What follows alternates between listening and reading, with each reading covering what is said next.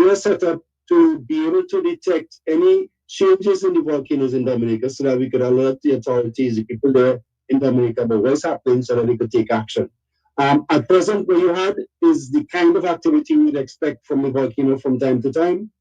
It tells us simply that the volcano is still pretty much alive, that it's not dead, and therefore it's something that we have to keep a close eye on. So that's in summary all I have to say. If you have any questions about how we monitor the volcano, how the volcanoes operate, or anything else, I'll try to answer. Okay?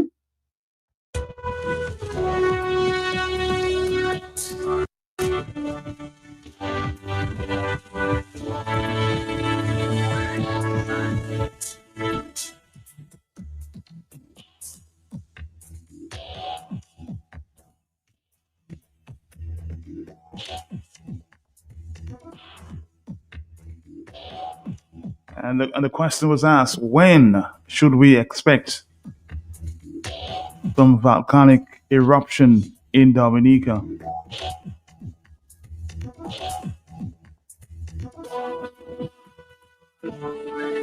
He responded that way. Well, I would say I would approach it like this, and I would say that for any people, anybody that lives on an island that have volcanoes, and Dominica, fortunately or unfortunately, you have a beautiful island, but the beauty of the island is caused by the fact that you have so much volcanoes. So anywhere you live in Dominica, you have to, I would say, be very much aware of where you live relative to the volcano. And you must have a plan in place that if something happens, you would be prepared to move. Because essentially, these volcanoes that we have in the islands are volcanoes that if they head into an eruption, the clearest way to save people is for them to simply move off from the volcano. So I would say you shouldn't be worried. What you should have is make plans for, well, educate yourself so that you know, right? Educate yourself so that you know where the volcano is. And in your case, in Galion itself, you're basically in the center of things in a sense. So you're right in the middle of harm's way if something happens. Once you know that, you must then have a plan for if ODM or if the authorities or if something happens, where you're going to go to be out of harm's way. In terms of how the volcanic system might develop, I would expect before it gets to a stage where you have to be moving, you're probably going to have a lot more earthquakes. You're probably going to have a lot more signs that the volcano is heading towards unrest. Because your volcanoes haven't erupted for a long time, you're going to have to do a lot of work to get towards the stage of erupting. So I would say that you don't need to be worried if you have plans in place, because by the time you get to the stage where you have to move, if you have a plan, then you could move seamlessly into the plan. I would say you have to be worried if you don't have a plan and you don't know what you're going to do, right? But in terms of activity building up, I would expect you to move from a stage where you're having one or two of these kind of seismic swarms to a situation where you're having them a lot more, and you're probably having earthquakes and you're feeling a lot more. You're going to have changes probably in your funerals, and you're going to see things happening. And then you will have to be listening out carefully about whether or not when it's time to move and that kind of thing. But I would say that you shouldn't look for a point at which you should be more worried. You should now put plans in place, but just in case something happens tomorrow, the next day, or many years in the future, that you have a plan in place where you're going to go and what you're going to do if ODM say that you have to move or you should move. I don't know if that answers your question. Hopefully it does.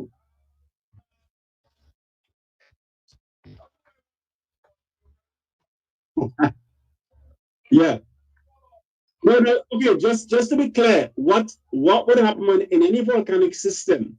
I think what you're looking for is an answer that would be impossible to have, because volcanic systems, especially ones like in Dominica, which haven't erupted, I think the last eruption you had from your volcanoes was probably about 400, 500 years ago. In fact, it was in that southern area that you had a volcanic eruption.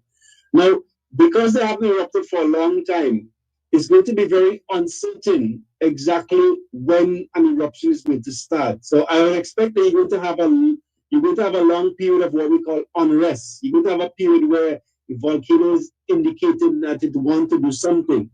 But you're going to have a great difficulty knowing exactly when it's going to do that thing. So if you're looking for a definitive time, like in hurricanes, we know the hurricane is happening, and the weather forecast are going to tell you in the next 2 or 3 days is going to reach Dominica. You are never going to probably in your system have a point where you're going to have that long beforehand. So that's what I'm saying. You have to build up plans now for your family, for your community. You have to be aware of where vulnerable people are. How do you get out? Do you have a way of getting out? Where you're going to go? If you have those plans in place, by the time you get to the stage where it's getting unrest and you're going to get increased activity, you would have been on a stage where you could then move. Because it's going to be very uncertain. One of the difficulties you're going to have in Dominica is the fact that you have so many volcanic systems and they haven't done anything for a long time. You're going to have a great challenge in knowing exactly when it's going to happen, and it might not be possible to know, frankly, at present, at this time. Things are changing all the time, and as it develops, we're going to revise things. But to tell you now, as they should be worried if, which is what you're asking for. You're asking for if they should be worried if tomorrow, they have 10 earthquakes versus 12. And should they be worried if they start having 20 earthquakes? Or should they be worried when they start seeing?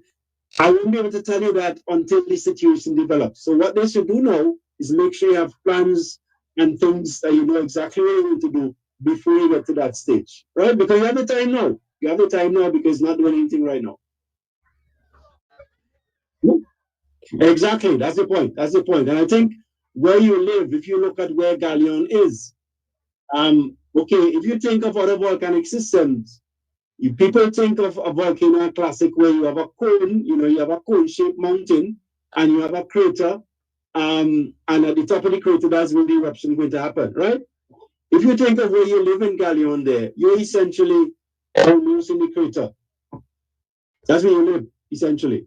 So therefore, you can live there safely once nothing is happening, but you have to have a plan in place if and when something happens, where you're going to go and what you're going to do. And that's a key thing you have to do now.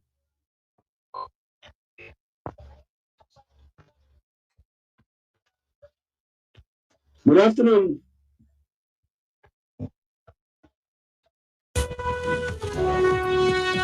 Some of the information shared to the Galion community via the tremors they experienced in recent times.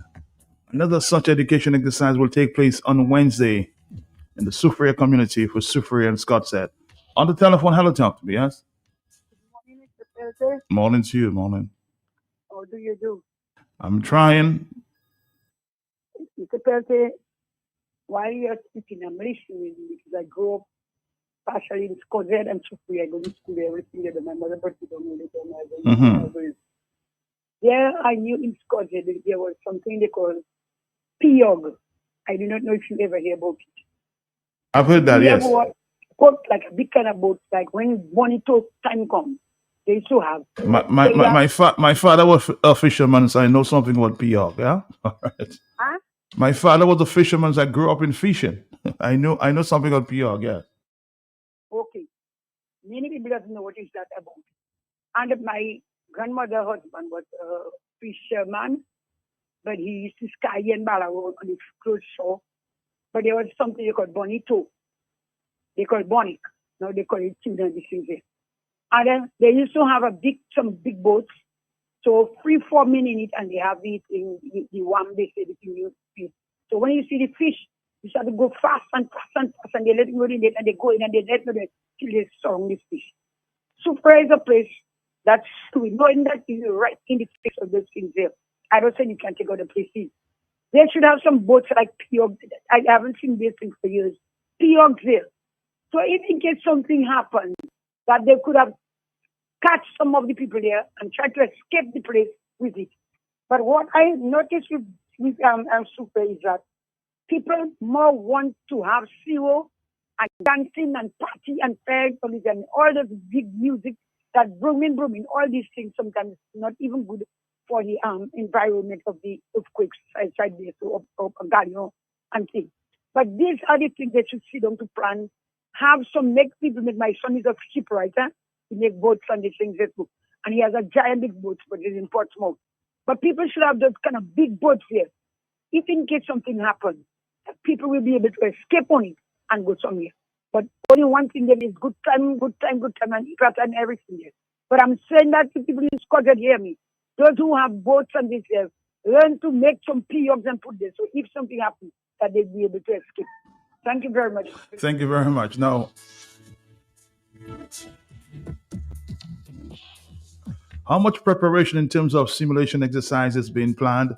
Well, the disaster preparedness office did say very soon. I know that happened maybe a few years ago, that there was some simulation exercises taking place in Soufriere, Scott said. And as indicated there by the scientist, Mr. Robinson, you have to plan. People of Soufriere, Scott said, may have to move us according to their map as far as Layou in the north. So some preparation would have to take place, but we have to start planning right now as we speak. On the telephone, 449-3095-96 and 97. Let's, of course, I don't know if somebody's asking whether these people are taking this thing seriously, because yes, we're having tremors. The scientists are saying we have to be prepared. Are we prepared? That's the big question. Talk to me on the telephone, yes? Hey, Matt, good morning. Morning to you, yes. And my preparation going, like my call, want to go right in the line of that kind of preparation. Yes. So you say a few years ago, but back in the 80s, you had what you call Operation Lava Flow. Mm-hmm. And Operation Lava Flow was almost like a simulation exercise. Yes. For if something like that happens. I mean, there was boats involved, helicopter involved. You remember that? Mm-hmm, of course. You may be Yes. much younger. Yeah, but I remember being up there and kind of being a part and experiencing what was happening during that time. And since after that, nothing like that has ever taken place again. And when you're asking people to prepare, I mean, on an individual level, yes, you can prepare. But systematically, the system we have there, is it prepared to deliver anything like that? Are they having any simulation exercises? When people start to feel Earth moving and stuff, people panic, you know. People end up panicking when you have things. I mean, just hearing about that, you have people that panicking, not just for the eventuality if it actually happens. And then you have no systems in place to move people or a mass portion of people to move them at the same time at a particular point. Now, only if a simulation exercise organized that you're going to have that been executed properly. Even there, you might have mistakes, but you will have it better executed. And you're making a very important point. It's just in case, let's say something like that happens tomorrow and you have to run. We have nothing in place. Exactly. People are going to be all over the place. In other words, maybe even running into harm's way, panicking, all kinds of stuff going on. Because a lot of people, that's what they do. They panic. People panic during hurricanes. You can imagine earth movements, lava flow, pyroclastic flow, how people going to be. My brother, this thing is real. I mean, you're talking about a country with 9 active volcanoes. And the last time I remember Operation Lava Flow was in the 80s. And that was maybe during Mammoth time. And never again. So when you're hearing about ODM and all that, these people are just in wipe-off positions there, you know, as far as I'm concerned. It's just political people in wipe-off positions. They don't know their role, their function, nor their responsibilities. And in serious issues like that, look at hurricanes.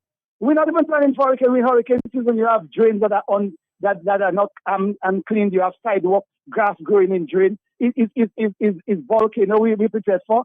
My brother, we need to hit this thing running, and what the fish that rotten from the head there harvesting the system that we in there, and that's what it is.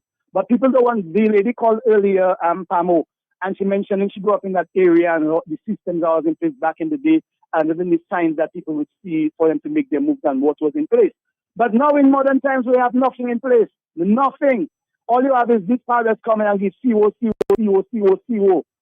and buying the people and the people and the people ourselves are willing participants of that devilish demonic system, not looking about what really matters. If you're living on a volcano, look at it mentioned about Galileo. Galion is right in harm's way, like he said. So what is in place in Galion to move a portion of people at the same time in an organized fashion? Not just moving people in an organized fashion. Anyway, enough said, I'm all ears. Thank you very much. And again, simulation exercises we need right now. Hello, talk to me on the telephone. Not you don't want you to panic in that stage there, but you have to be prepared going forward. As I heard from the scientist last evening, Mr. Robertson, if in the eventuality persons in the south may have to move as far as, according to their plans in the map there, as far as Layu going down this way. Hello, talk to me, yes? Matt, good morning to you, Matt. Morning to you, yes. Matt, as once you hear my voice, you know I'm Scott said. Yes. And Matt, if I concern about the entire country, our country, that means this is going to be more in my heart and my head and every part of my body when it comes to Sophia Scott said, Galion, Point Michel, Matt. Matt, but I have a great concern about Galion, I have concern about all of us, but Matt, Galion is area. They can have to run down the road in the truck to get close to the sea to get out. Mm-hmm.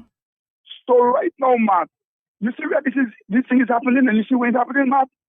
Now is it time for Sophia Scott said Galion, Point Michel, to understand whether we have people that really love us.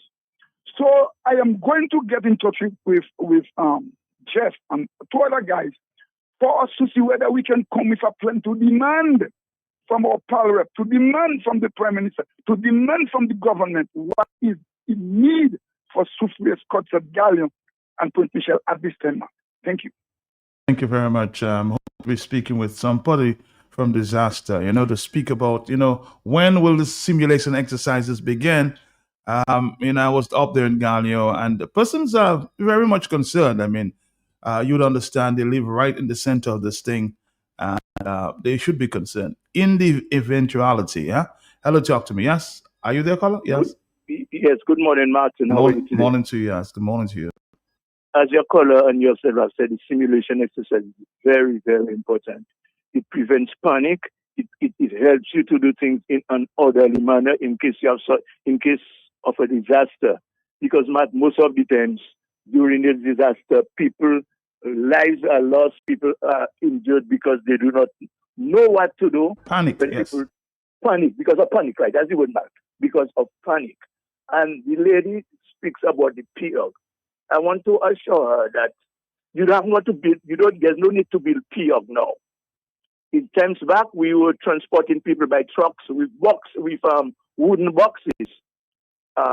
With boxes made out of wood. But they have enough boats all over the place.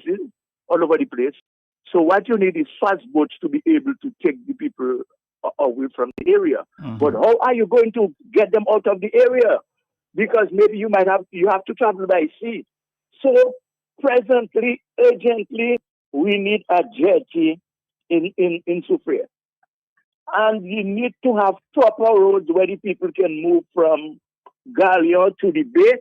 Because as the last caller said, there's a track. The track wouldn't be sufficient. And more than one road. I remember walking from Scott Z to Galion. So that can be done. Build proper roads so that you'll be able to evacuate a great amount of people in quick time. So that is it. So the government must at this time urgently think of building a jetty, a proper jetty in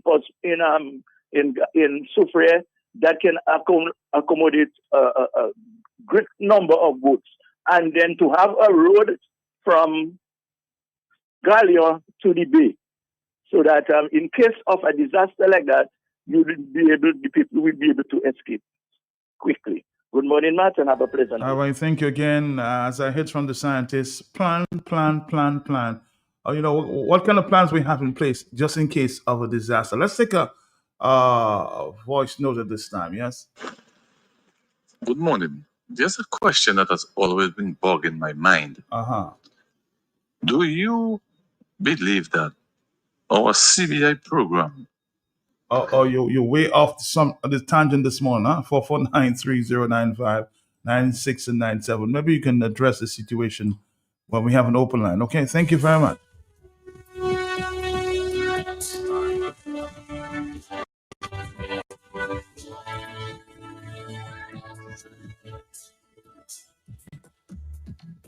Planning. Hello, talk to me. Hello, yes. Yes, Matt, good morning, and how are you this morning? Morning to you, morning, yes. Matt, I am with you, planning is vital, Matt, is vital. Priority number one. And not only that, Matt, you are talking about Galileo Superior. We in Granby, if anything, if there's a volcanic thing, we have to come out from Granby to the whole south. Yes, in the whole south, yes. Of course. Right? So, Matt, when you're thinking of a plan, you don't only think about Superior Scott and Galileo, you have to think of the whole south. And the other thing, this road, they leave stupid seven that they have not organized. They must have that road in the event we have to run, that we can use that road to much. Right? True. So they have a lot of planning to do, assimilation exercise, yes, but put things in place that you can move people and move them quickly, Matt. And the people must be aware as to what is happening before it just come and they start panicking, Matt. So planning is vital, Matt. Good morning, Matt. Thank you. Let's see if we can get this voice note. Yes, Let me tell you, you see all that talk that's going on this morning. Do not be surprised by next week you hear an announcement or on news that they're going to do some exercise or this is going to be put in place. So, what is the conclusion? If you don't have such programs, nothing will ever happen. So you see, the state is so reactive. So and the Prime Minister said, people complain too much, but complaint is a good thing. You must look at the good side of complaining. It helps you realize where you're lacking and where you need to improve and where you need to pull up your socks. So if you never have those programs on the radio and people never complain or give ideas and suggestions, Minister of Health just there enjoying the salary, Minister of Environment just there enjoying the salary, this one just did and nothing's happening. And when an incident occurs, you hear all kind of this in place, you're going to put that in place. It is too late.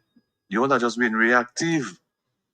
Don't be surprised, I tell you, if next week you hear about some program or some training or something, stay there, you will see. All right, I think another point. Morning. There's a question that has always been bugging my mind. Do you believe that our CBI program has made sufficient monies that we could have afforded a medical helicopter and train some of our fire and ambulance and police personnel to be pilots and mechanics? That has been bugging my mind. Have we made enough money, or could we have looked into that direction in the past? Planning. That's important. On the telephone, hello, talk to me, yes. Yeah, the brother is recording the told by Thunder about the helicopter. I was going to ask him if our CBI could not have provided a helicopter for us. But even more than that now, even with all these things in place, you have the neighboring islands with helicopters. Are they part of maybe something to help us out in the eventuality that something like that happens? I mean, bro, even Martinique has a volcano in the north of the island there. And there are systems in place for stuff like that. Even during the time there was an eruption, quite a few people had to move to Dominica from Martinique, if you remember that. You do or not? Mm-hmm. All right.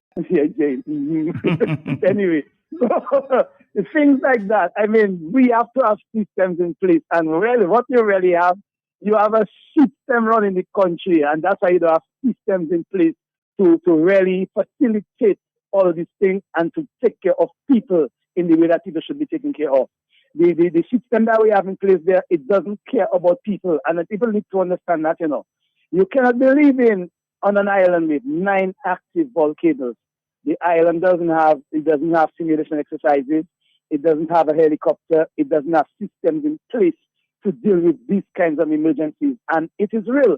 I mean, there are guys I speak to on two-way radio, and when you tell them of Dominica, and I mentioned that we have 9 active volcanoes, the next thing would be, and you live on an island with 9 active volcanoes? Yes, we do. Because what?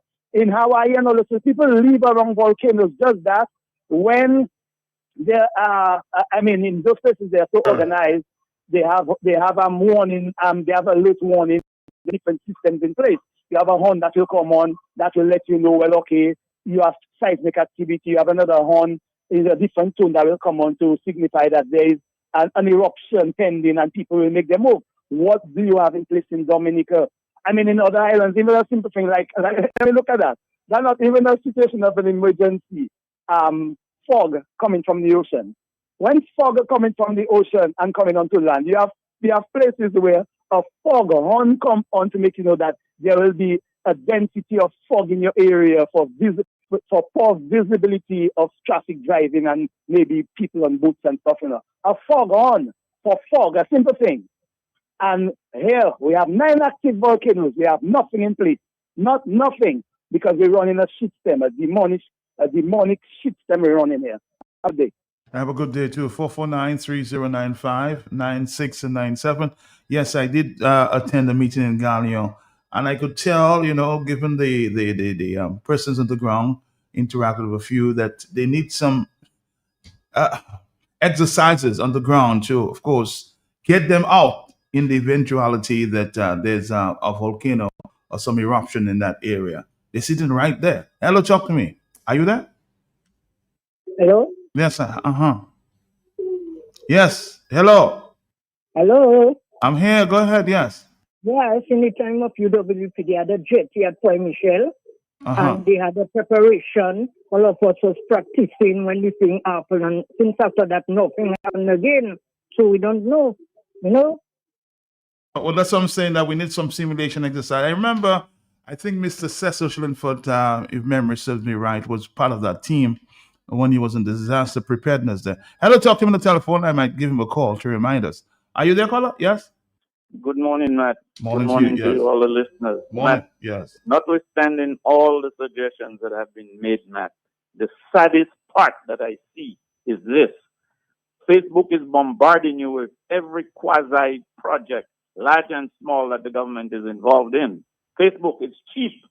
It doesn't cost you much to put those things on Facebook. There could be a very elaborate information about volcanic eruption and how to mitigate it and how to escape it and whatever.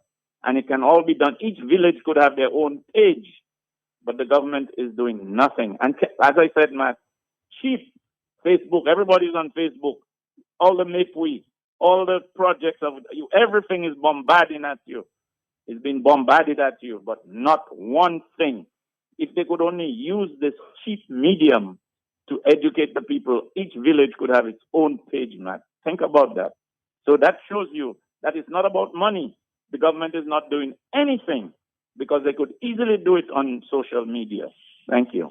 All right, thank you very much. And I did ask a question to the scientists last evening. Yes, we're having some, tremors, but when should the people in that area become very worried? And I'll just play his response to me last evening at this education forum there on the streets of Galion last evening. Well, I would say I would approach it like this, and I would say that for anybody that lives on an island that have volcanoes, and Dominica, fortunately or unfortunately, you have a beautiful island, but the beauty of the island is caused by the fact that you have so much volcanoes. So anywhere you live in Dominica, you have to, I would say, be very much aware of where you live relative to the volcano, and you must have a plan in place that if something happens, you would be prepared to move. Because essentially, these volcanoes that we have in the islands are volcanoes that if they head into an eruption, the clearest way to save people is for them to simply move off from the volcano. So I would say you shouldn't be worried. What you should have is make plans for, educate yourself so that you know, right? Educate yourself so that you know where the volcano is. And in your case, in Galion itself, you're basically in the center of things, in a sense. So you're right in the middle of harm's way if something happens. Once you know that, you must then have a plan for if ODM or if the authorities or if something happens, where you're going to go to be out of harm's way.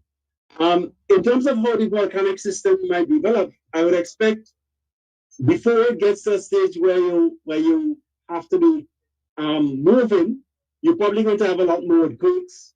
you're probably going to have a lot more signs that the volcano is heading towards unrest. Because your volcanoes haven't erupted for a long time, you're going to have to do a lot of work to get towards the stage of erupting. So I would say that you don't need to be worried if you have plans in place, because by the time you get to the stage where you have to move, if you have a plan, then you could move seamlessly into the plan. I would say you have to be worried if you don't have a plan and you don't know what you're going to do, right? But in terms of activity building up, I would expect you to move from a stage where you're having one or two of these kind of seismic swarms to a situation where you're having them a lot more, and you're probably having earthquakes and you're feeling a lot more. You're going to have changes probably in your funerals, and you're going to see things happening. And then you will have to be listening out carefully about whether or not when it's time to move and that kind of thing. But I would say that you shouldn't look for a point at which you should be more worried. You should now put plans in place, but just in case something happens tomorrow, the next day, or many years in the future, that you have a plan in place where you're going to go and what you're going to do if ODM say that you have to move or you should move. I don't know if that answers your question. Hopefully it does.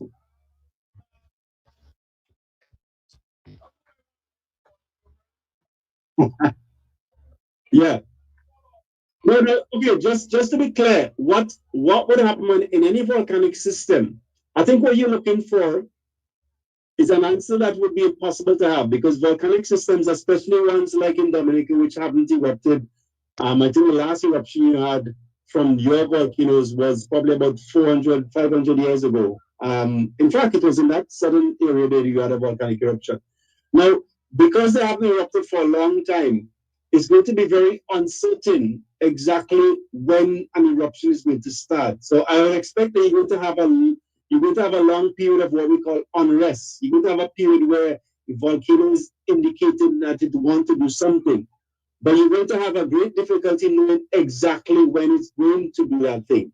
So if you're looking for a definitive time, like in hurricanes, we know the hurricane is happening, and the weather forecast are going to tell you in the next 2 or 3 days is going to reach Dominica. You are never going to probably in your system have a point where you're going to have that long beforehand. So that's what I'm saying. You have to build up plans now for your family, for your community. You have to be aware of where vulnerable people are. How do you get out? Do you have a way of getting out? Where you're going to go? If you have those plans in place, by the time you get to the stage where it's getting unrest and you're going to get increased activity, you would have been on a stage where you could then move. Because it's going to be very uncertain. One of the difficulties you're going to have in Dominica is the fact that you have so many volcanic systems and they haven't done anything for a long time. You're going to have a great challenge in knowing exactly when it's going to happen, and it might not be possible to know, frankly, at present, at this time. Things are changing all the time, and as it develops, we're going to revise things. But to tell you now, as they should be worried if, which is what you're asking for. You're asking for if they should be worried if tomorrow, they have 10 earthquakes versus 12. And should they be worried if they start having 20 earthquakes? Or should they be worried when they start seeing? I won't be able to tell you that until the situation develops. So what they should do now is make sure you have plans and things that you know exactly what you're going to do before you get to that stage, right? Because you have the time now. You have the time now because you're not doing anything right now. Exactly. That's the point. And I think where you live, if you look at where Galion is, if you think of other volcanic systems, people think of a volcano classic where you have a cone, you have a cone-shaped mountain and you have a crater, and at the top of the crater, that's when the eruption is going to happen, right? If you think of where you live in Galion there, you're essentially almost in the crater. That's where you live, essentially.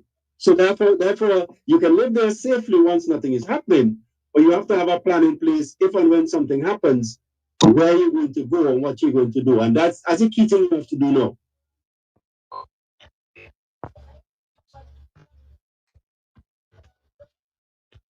Good afternoon.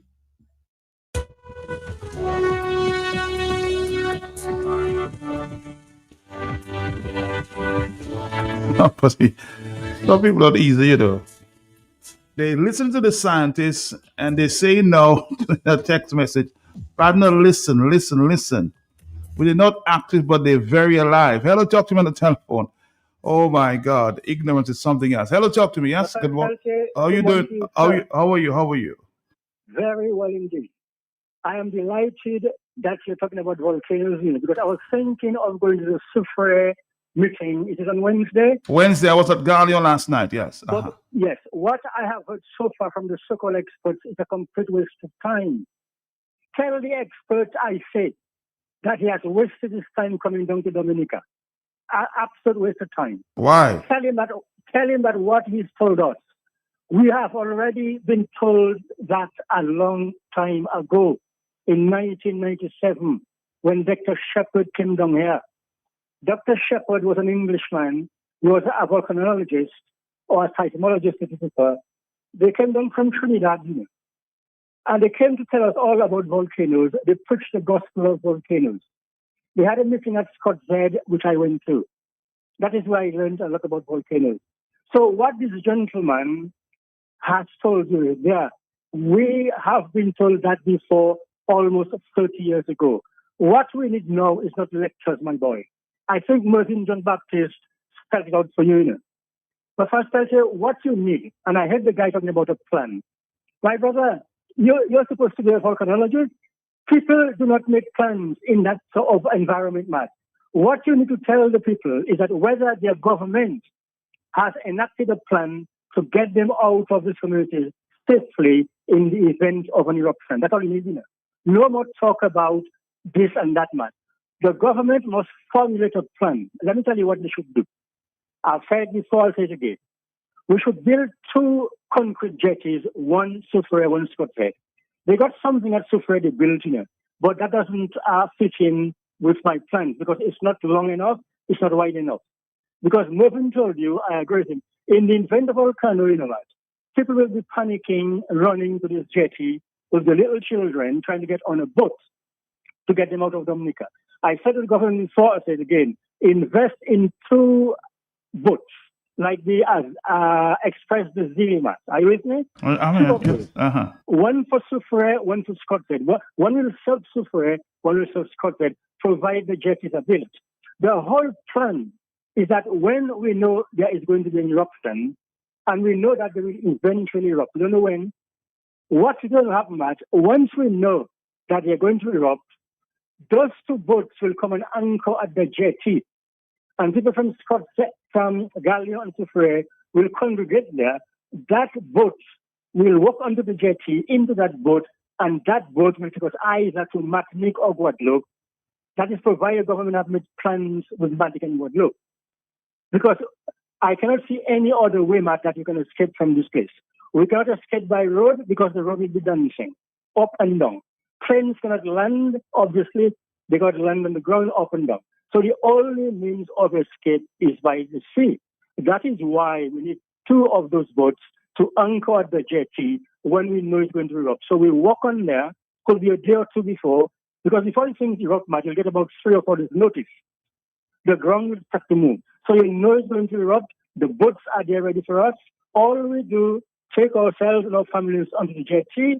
We fold the suitcases. We board the boats, and the boats will take us to either Martinique or Guadeloupe, whichever the government has already. But the scientists were saying last night, the seismologists were saying last night, we could go to north. We could travel to as far as La U, people from the south.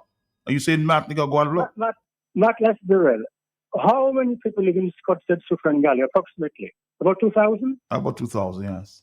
Pont Michel. Pont Michel. La U can accommodate all those people. No. I'm just saying you have to move from La U going down, going north, moving north. So there's some, I'm sure there's some empty plots up there in that going west.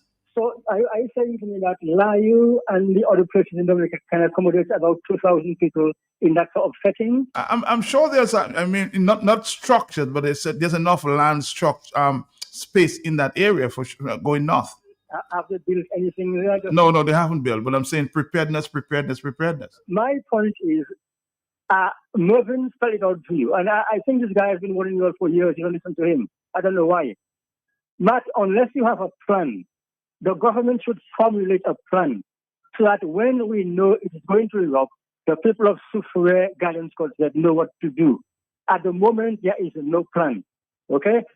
So all these experts who are coming down and telling us about this and that. My brother, that is immaterial. We know all that already.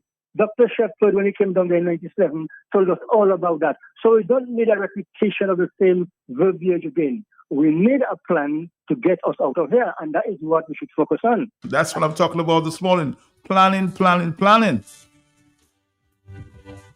And some simulation exercises there.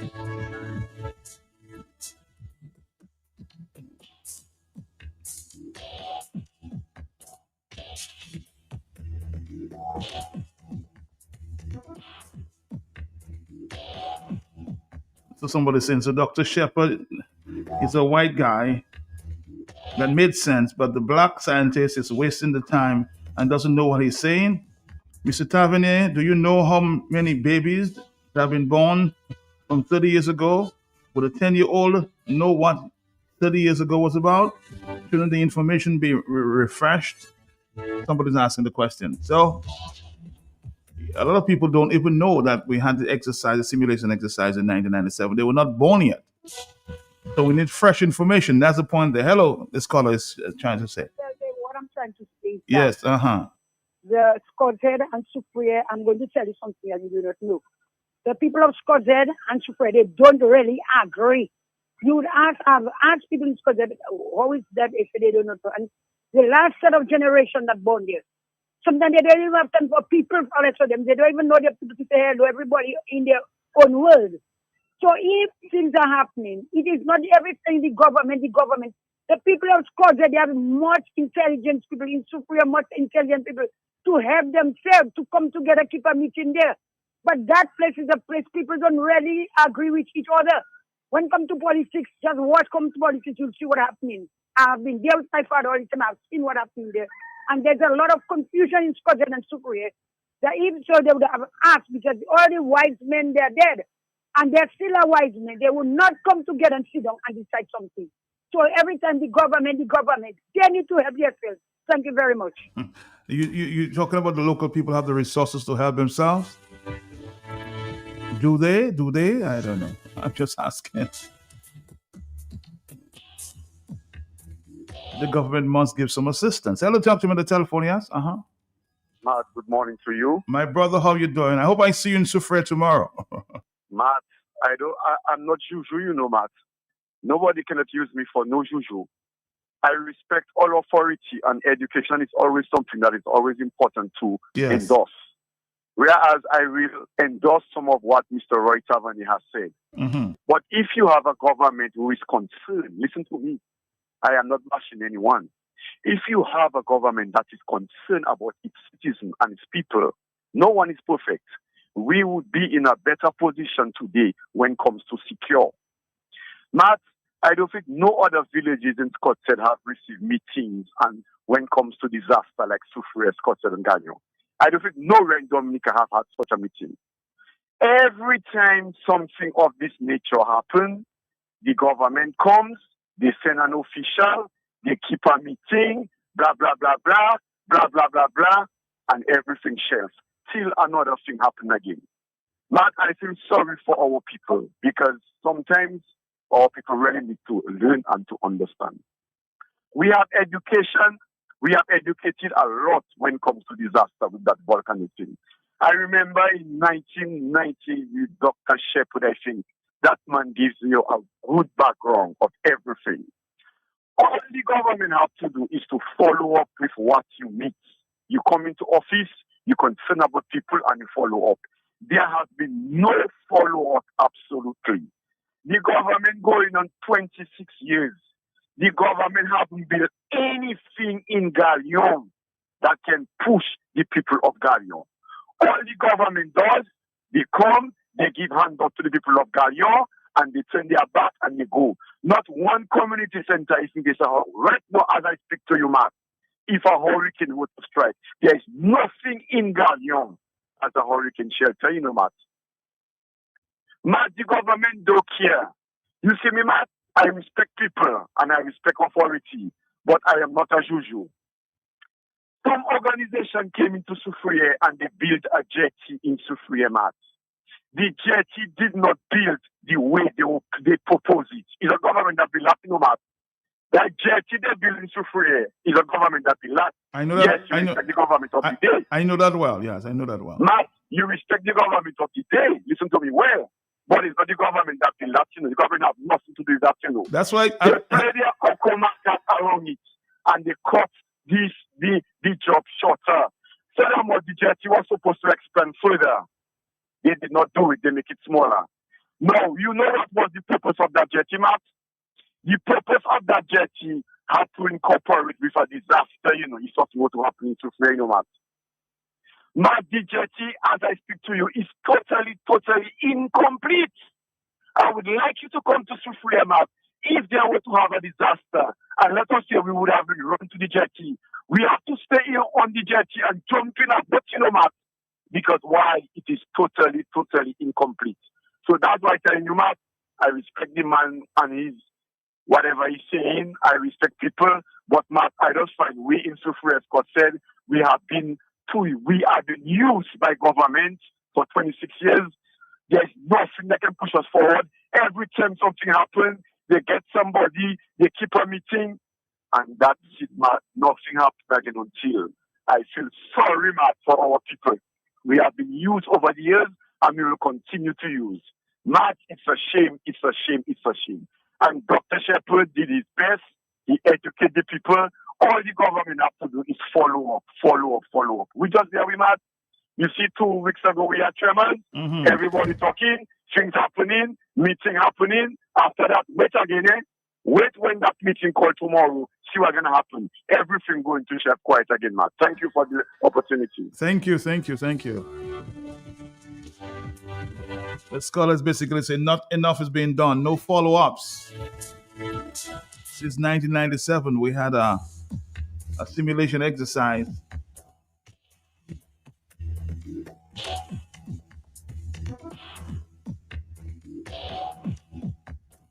Somebody saying, Matt, the physical infrastructure is not designed for any sort of evacuation. The roads are too narrow. There are no piers. The government of 27 years have done zero work. No systems, no structures. Such incompetence. On the telephone, hello, talk to me, yes? But first, after I called you, yes. Someone rang and said that about white Dr. Shepherd, etc., etc. Remember that? Yes, I am not going to let him do anything. I don't have any problem with white people. Okay? Let me tell you, you missed the point I was trying to make, I told him Shepherd. I didn't think I said he was a white man, I think Shepherd came here. I told him what he told us. This new guy is here told us nothing new. I told you that whatever he said, we already knew that. I was not attacking the guy, I was attacking the information that we already have all that information. So what was Shepherd giving to us, or that version from Trinidad, we knew that already. So what we need is not another lecture about volcanoes or any new thing about volcanoes. Is that we need a plan. That is the only new thing, my brother. It's not going to be a white man and black man. It's about the fact. What we need now is a preparation to evacuate us from Soufriere. So whether it's Shepherd giving it to us or those from Trinidad, it's immaterial. We need to evacuate ourselves from there and have a plan. That is what you miss, my brother. It's nothing to do with white man and black man. Have a nice day, Matt. Have a nice day. Thank you very much,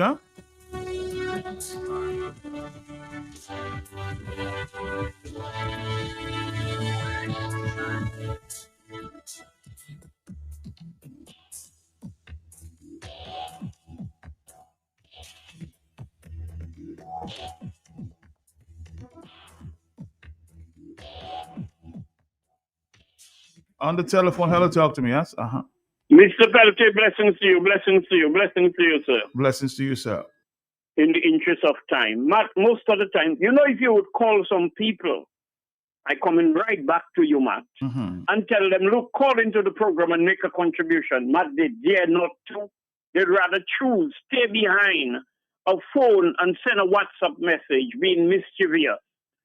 I am saying, my brother, the man did not make no comparison about white and black. The man are talking about the ineffectiveness. When it comes to just talk and talk, is action. He did not make any comparison about black and white.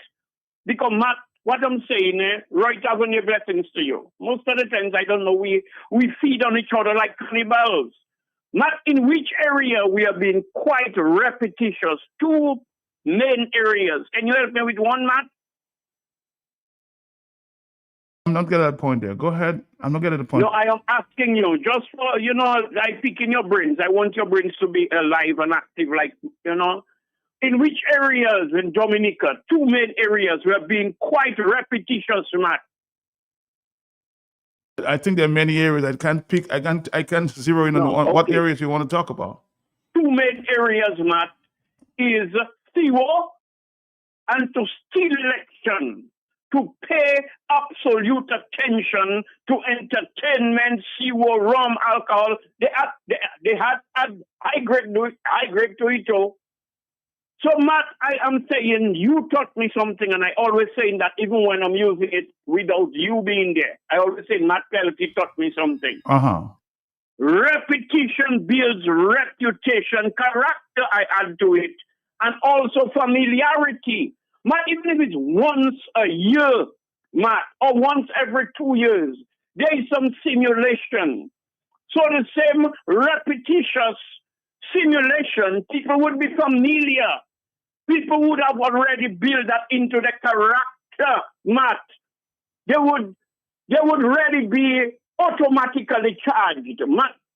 While I respect the scientist, I don't know who he is. I don't want to attack him, Dr. Shepard or Dr. Robinson out of St. Vincent, I think.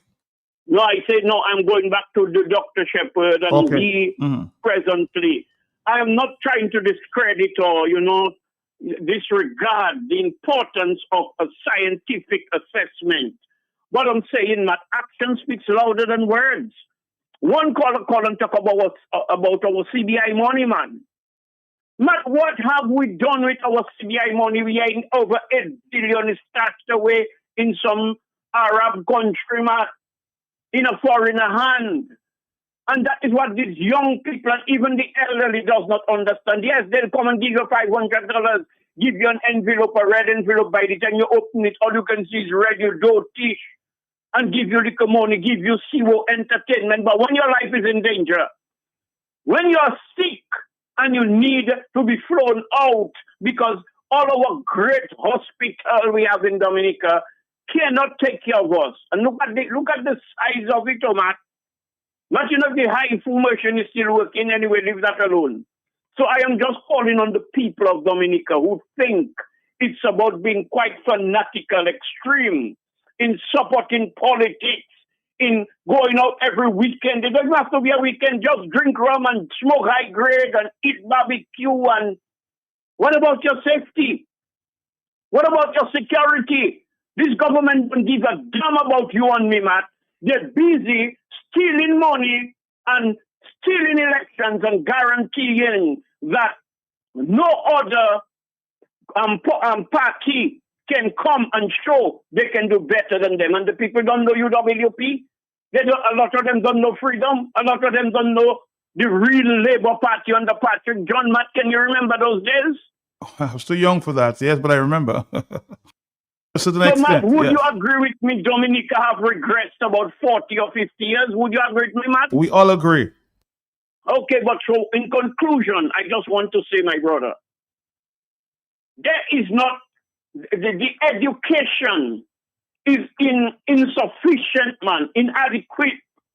We like a one shot, them all kind of musket rifle, when you fire long time in World War II, blow. Or World War I, you have to go take off and chook it, put a little pellet in it and come back again, go. In this day and age, Matt, when you hold a trigger, all you do is blah, blah, blah, blah, blah, blah, it's a bullets.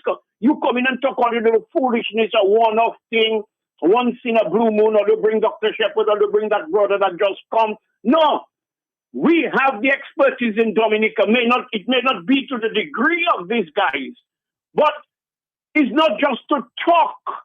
And we chalk. Matt is action. The jetty, Matt, how many years they talking about that? How many years, more dear Matt, they talking about those jetty? Because in case something happens. No. Man busy building mansion. Man busy making baby. Huh? Man busy stealing money and manipulating the whole outcome of everything, not just the election in Dominica. If a man talking and it's a new voice, they have to send somebody, they have to inquire, who is he, where he working, who is his family? When you're busy doing all of that, like stealing money, building mansion, making babies, inquiring to victimize people and talking against you, man, how can you run a country at the same time? Thank you. All right, Dominica, thank you. 449-3095-96 and 97.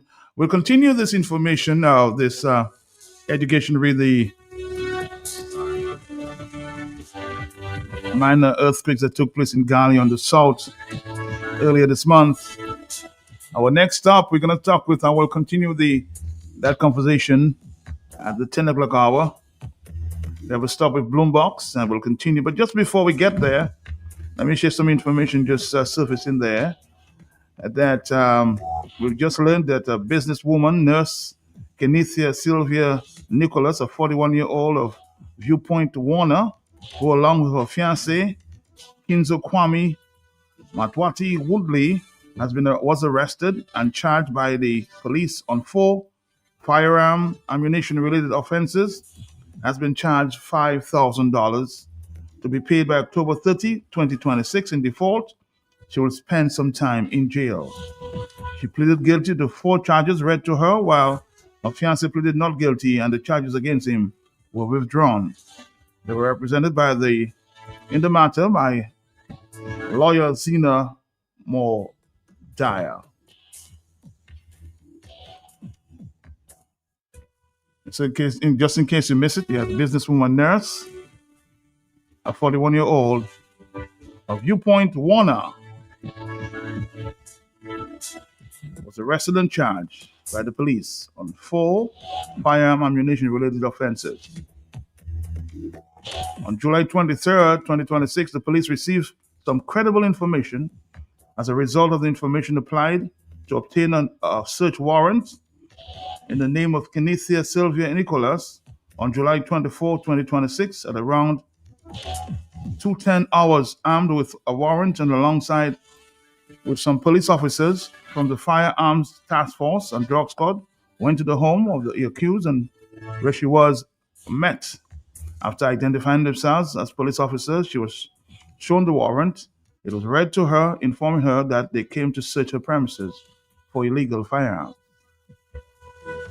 However, before the search commenced, she was asked if she was a holder of a valid firearms ammunition license. She said yes. .380 pistol. She was again asked if she had any illegal firearms and ammunition, and she replied that there was not. There were a few 9mm rounds of ammunition in her bedroom, combination safe, which belonged to her ex-boyfriend, which she secured 3 years ago after their breakup. During the search in the safe, in her presence, 3 live rounds of .99 ammunition and 2 Remington UMC ammunition boxes contained a combined total of 89 live rounds of 9mm ammunition were recovered. When asked if she was the licensed firearm holder to keep the 9mm rounds of ammunition, she replied no. The search continued, and 1 black Glock pistol box containing 2 15 rounds and 1 round capacity Glock magazine and 30 live rounds of 9mm ammunition were found. Also found were live rounds and 1 spent shell case of .99 or 9mm were also found. As a result, she was arrested along with her fiancé. More information we'll give you sometime later. In a mitigation plea, Counsel Zena Dyer begged of the court to temper justice with mercy and not impose a custodial sentence on the client. She's a hardworking child, assisted her mom from age 10. She entered the nursing profession as a registered nurse, now in private practice in Dominica, and also a registered nurse in the USA. She's She's also a businesswoman operating in a restaurant.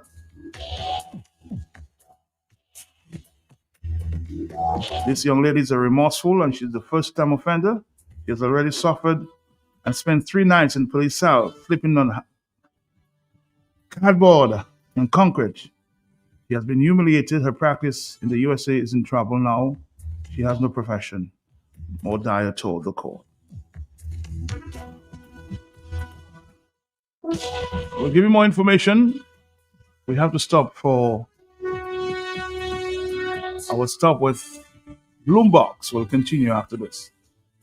Fuel your farm with premium animal feeds at Bloombox. We're excited to announce a major expansion to our lineup. Bloombox Farm and Garden Center is now your go-to supplier for high-quality animal feeds. From poultry to livestock, we provide the specialized nutrition your animal needs to thrive. Our feed portfolio includes Poultry Solutions, Broiler Starter, Grower and Finisher, Poulet, Starter, Grower and Developer, Layer, 19% and 17% formula, Swine Care, Grow Pork, 280, Sorashin, and Hog Mix, Small Pet and Livestock, Rabbit Ration, Ruminant Feed, and Universal Feed. Whether you're raising a backyard flock or managing a full-size farm, ensure your animals are getting premium quality feed for the best results. Visit Bloombox in Roseau on the corner of Hanover Street and Drury Lane, or Bloombox Goodwill, 66 Federation Drive, Goodwill. Call us in Roseau at 235-3483 or Goodwill at 235-3480. Let's bloom together. I see Goldwyn shopping for farming supplies. So I ask you, what are you doing inside Bloombox? Do you have a farm? You tell me, that's out there sort. I've been married 37 years. Look at my money farm. They say, no, not woman, like land for farming crops. And then you understand, Bloombox is the most affordable on island. Knapsacks starting at only $57.71. Elsewhere, it's $300 plus. Cutlass seeds, seeding trays, nursery pots, sales of potting mix, all at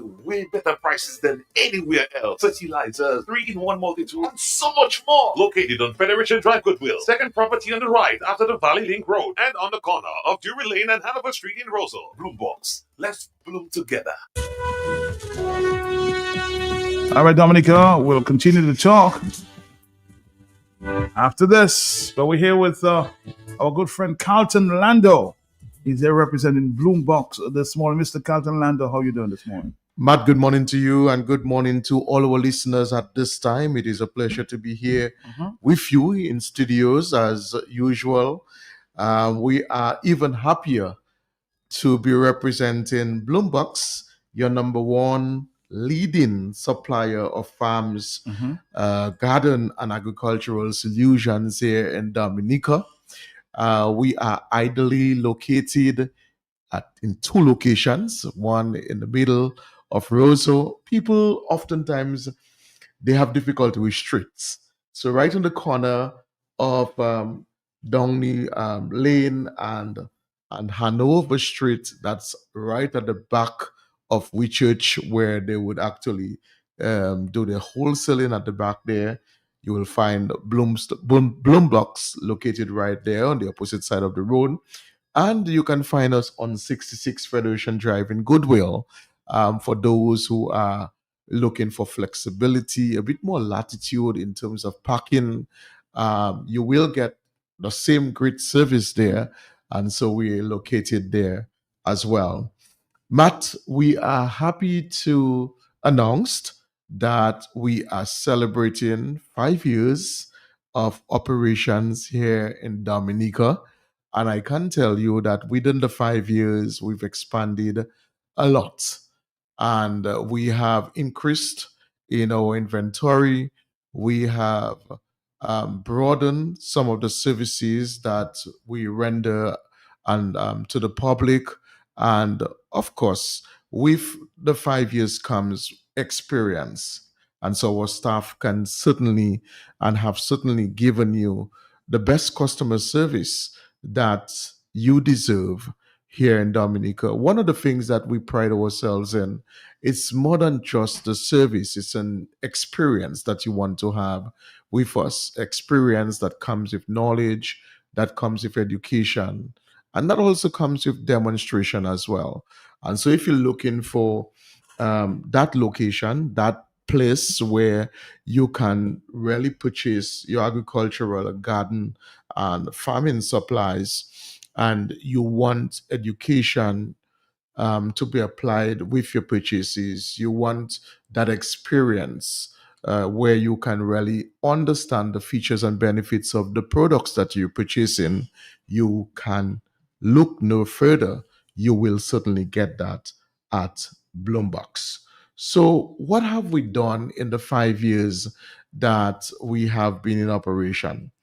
I can tell you, this morning I was looking at a spreadsheet in terms of philanthropic activities and donations that Bloombox have made, and it is a very lengthy um, list. There's so many schools that have benefited from the philanthropic and donations of Bloombox. The Dominica Community High School, as you know, it's a school that prides itself in agriculture. St. Luke's Primary, Dubler Primary, Castleborough Secondary School, Grand Fond Primary School, Northeast Comprehensive Secondary School, Campbell Primary, St. Martin School. There's so many schools that have benefited from the benefits of Bloombox, whether it's with auxiliary services in terms of helping them with the planting of food crops that would help to sustain the school feeding programs at some of the schools, whether it's actually helping them with a greenhouse. Many schools are now getting into cultivation and greenhouses, whether it's helping them with their irrigation system too. Bloombox have certainly come on stream and have assisted them. But we've also helped a lot of NGOs too on the island. And so whether it's an activity that they may be having and would have called us for sponsorship, we've always supported. So, like the Crayfish River Disaster Preparation Committee, the Castleborough Climate Justice Project, these are just to name a few of some of these NGOs that we've supported over the years. So yes, we have been in business for 5 years, and we have been happy to supply Dominica with livestock, animal feedings, and agricultural products and the likes. But even more so, we are very happy to have been able to really help many of these agencies, committees, groups, schools, and associations in terms of their crest, in terms of certain projects that they would have had throughout the 5 years of our existence. So, as we've said, we're committed to supporting growers at every level, from home gardens to commercial farms. We've always promote sustainable and eco-friendly practices that support long-term agricultural services, successes, and environmental care. So, what are some of the items that you can get from Bloombox? Tools. So, if you're looking for tools for your farm, for your garden, you can get that. So, you're looking for pickaxe, shovels, you're looking for spades, you're looking for the tanks that you put on your back to spray the pest. You can get all of that. So if you're looking for tools at excellent prices, very durable tools, you can get that. If you're looking for fertilizers for your crops, you can get that. If you're looking for soils and potting mixes, you can get that. If you're looking for seeds, you can get that as well. Irrigation equipment, pest control solutions, landscaping products, all of these are available at Bloombox.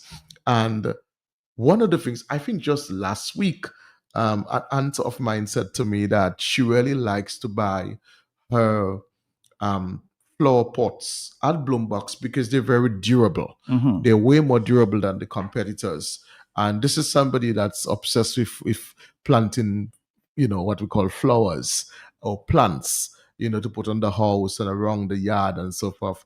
And so if she said that to me, I truly believe her. So if you're looking for durable flower pots, you can get it. No matter the size, you can get that at Bloombox. So we really believe in growing stronger communities through sustainable agriculture. And as you know, Dominica has been dubbed the Nature Isle of the Caribbean. And planting agricultural products are basically our niche. And so we always encourage people, families to at least embark on sustainable planting. Have at least a backyard garden where you can at least plant your lettuce, your carrot, your cucumbers, products that are food crops that can be readily available at your table in a very sustainable and bio-friendly method. And so Bloombox makes these seeds available if you're looking at producing these types of crops that you can actually feed your family with. We promote and we have these items. So we promote food security, agricultural education supports. So if you're looking, as I said, to get information on your products that you're purchasing, you can get that. Water conservation solution. Everyone, there are parts of Dominica that's very, very dry, and irrigation is important in helping those crops grow. If you're looking for environmental responsibility, we are the partners for that. If you're looking for empowering local farmers, we've done that tremendously. We can do that. And if you're looking for community development, particularly from an agricultural standpoint, we also do that. So our services, retail, as I said, you can get your automated irrigation system. You can get it designed and also installed by us as well. Our working hours, generally we're open from 8 a.m. to 6 p.m. and on Saturdays we're open from 8 a.m. to 3 p.m. They always say, Carlton, that you have to economize and be wise. Do you have the competitive prices? Well, Matt, I mean, we've always prided ourselves in making sure that the products that we bring are, one, in terms of the price ratio, that they are competitive, they are affordable, and they are unmatched to the competitors. And so we always advise you can walk around if you choose to and see for yourself. But based on the information and the technical support that we always give to you, you can be rest assured that we are the preferred choice for all of your supplies. Mm-hmm. Matt, as we celebrate our 5th year, we really want to open the lines this morning. I have a trivia question that I want to pitch out there. Mm-hmm. We have a really beautiful, nice token that we can give to that winner. And so Matt is going to give you the numbers. Once you have called, I will give you that question. And once you can answer the question correctly, I will take your name and number, and we will await your presence at Bloombox to redeem your prize. All you will have to work with a viable ID of yourself, and you say your name, that I will submit your name as the winner, and you will redeem your prize. How many prizes are we giving this one? We'll do 2. We'll do 2. Okay. We'll do 2 prizes. So the numbers are 449-3095. As we celebrate our 5th year, 5th anniversary here on Dominica. 449-3095, 449-3096, 449-3097, 616-4257. These are the numbers. You can just call. Just call, and you may be, of course, wanting to answer a question. And we've not asked the question just yet. No. You're gonna keep the question a surprise. As soon as the person, we get a caller, I will let them know what the question is. Can you give us a feel that, like, you know? It's all about Bloombox. It's all about celebrating Bloombox. So, Matt, the question is very easy. It's very easy. Trust me. Very easy. Yeah, I see the lines are going already. All right, let's see. 449-3095, 96 and 97. Yo, hello, talk to me on the telephone. Are you there? Yes. Good morning to Lando. Lando, this is Lucy. When I call you, I doesn't get you. I'm just calling to say morning. I don't know nothing about Bloombox or Bloomberg, whatever. I'm just calling to say morning to you. My dear, good morning. Hoping that you're doing well. Yes, I'm well. Awesome. Take care. Have a good morning. All right, again, 449-3095. If you know something about Bloombox, here's your chance to win the prize. Hello? Yes? Are you there, caller? Yes, I'm there. You're there. You're willing. Have you ever shopped at Bloombox? Excuse me? Have you ever shopped at Bloombox? No. So now it's a good time to actually visit us. Do you do any planting at all? Hello? Do you do any planting? Do you do any planting at home, or you have a farm or anything like that? No. Okay. So what we do, we try to really promote sustainable farming. But this morning, I want to give you a prize. So the question is, what is Bloombox tagline? What is Bloombox tagline? So, like, for example, Nike has "Just Do It." So what is Bloombox tagline? Caller, I suspect somebody's trying to help from the background. Are you there, caller? No. Let's take another call. Are you there, caller? Yes. Hello. Yes. Hello, good morning. Good morning. Good morning. Yes. I come to answer the question. Yes, ma'am. What is Bloombox tagline? What is Bloombox? Tagline. So it's a tagline. Yes, it's a tagline. So, for example, Nike has "Just Do It." KFC I'm has. not hearing properly now. You're not hearing properly? No. Repeat the question. Yeah, I'm asking you, what is Bloombox tagline? I'm still not hearing. Let me call back. Okay, all right. Thank you very much. 449-3095, 96 and 97. Somebody else is on the telephone. Are you there? We have just about 6 more minutes. Hello, yes. Good morning, Carter. How you doing? Bloombox Spotlight. Let's bloom together. And you said that with such enthusiasm. Definitely, let's bloom together. And yes, this is our tagline. And so we are happy that you have called and you have won yourself something from Bloombox. Everybody knows Blue. Blue. Yes. Can I go and pick up the prize for you? No, I want it for my garden. I want something for my garden because I'm a gardener. All right. Everything. I was by Bloombox last week. So looking at things to help Sweet Lime grow. So I can pick it up for you then bring in my garden. No, it's my garden.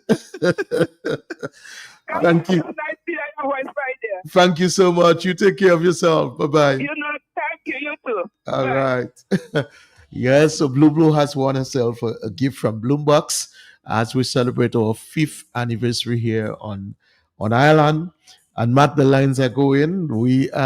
Should we take a little commercial break and then we will come back? Yeah. All right. Take care. You're going to come back right after this.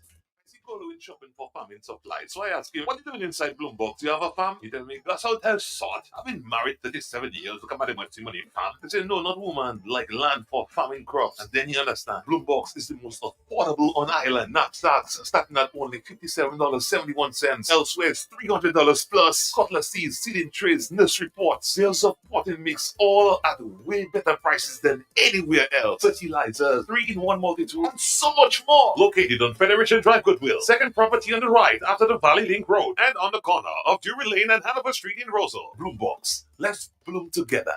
Fuel your farm With premium animal feeds at Bloombox, we're excited to announce a major expansion to our lineup. Bloombox Farm and Garden Center is now your go-to supplier for high-quality animal feed. From poultry to livestock, we provide the specialized nutrition your animal needs to thrive. Our feed portfolio includes poultry solutions, broiler starter, grower and finisher, lay, starter, grower and developer, layer 19% and 17% formula, swine care, grow pork 280, so ration and hog mix, small pet and livestock, rabbit ration, ruminant feed, and universal feed. Whether you're raising a backyard flock or managing a full-size farm, ensure your animals are getting premium quality feed for the best results. Visit Bloombox in Roseau on the corner of Hanover Street and Drury Lane, or Bloombox Goodwill, 66 Federation Drive, Goodwill. Call us in Roseau at 235-3483 or Goodwill at 235-3480. Let's bloom together. All right, Carlton, we're back. We just have about 3 more minutes. And again, here we go. I see we have a few callers that are waiting. So we can take a caller and then I will ask the question. All right, another caller. Are you there, caller? Yes? I'm calling to answer the first question. Well, the first question, someone has won it already. All right. Do you want to try the second question? Okay. Yes. So can you tell us the locations of our 2 branches? Okay. At the front of which church? Yes. Roseau. Yes. At the front of which church, Roseau? At the front or the back? Which is At the back of which church? Okay. Wholesale, Mhm. which church Do you know the wholesale name of that Roseau? street? I'm not too familiar with Okay. it. Okay. If you're not, all right. That's okay. And up Center Roma Goodwill. Okay. Have you been to any of our locations? Yes. You have. Okay. Can you tell us on a Saturday? I would just pick on a Saturday. What are our working hours on a Saturday? I think it's 8 to 2. You're close. You want to try again on the in reference to the time? 8 to 3. 8 to 3. All right. So can we have your name? And you've won, just simple like that. You've won yourself a gift. Compliments Bloombox, Dominica. I shop at Bloombox almost every week. Almost every week. What do you buy there? I buy seeds. Hello? She buys Yes, seeds. we She's a- hear. She's a vegetable Okay. farmer. I'm a vegetable farmer. I buy seeds. I buy different things. How do you find our prices? It's okay It's okay. because there is a type of seed you couldn't get. I couldn't get it from nowhere else, and it's only you all who sells it. Awesome. So do you want to leave your name and number first? Yes. My name is Mabel. Not to give you my number. Okay. Mabel Charles. Okay. One Awesome. prosper. All right.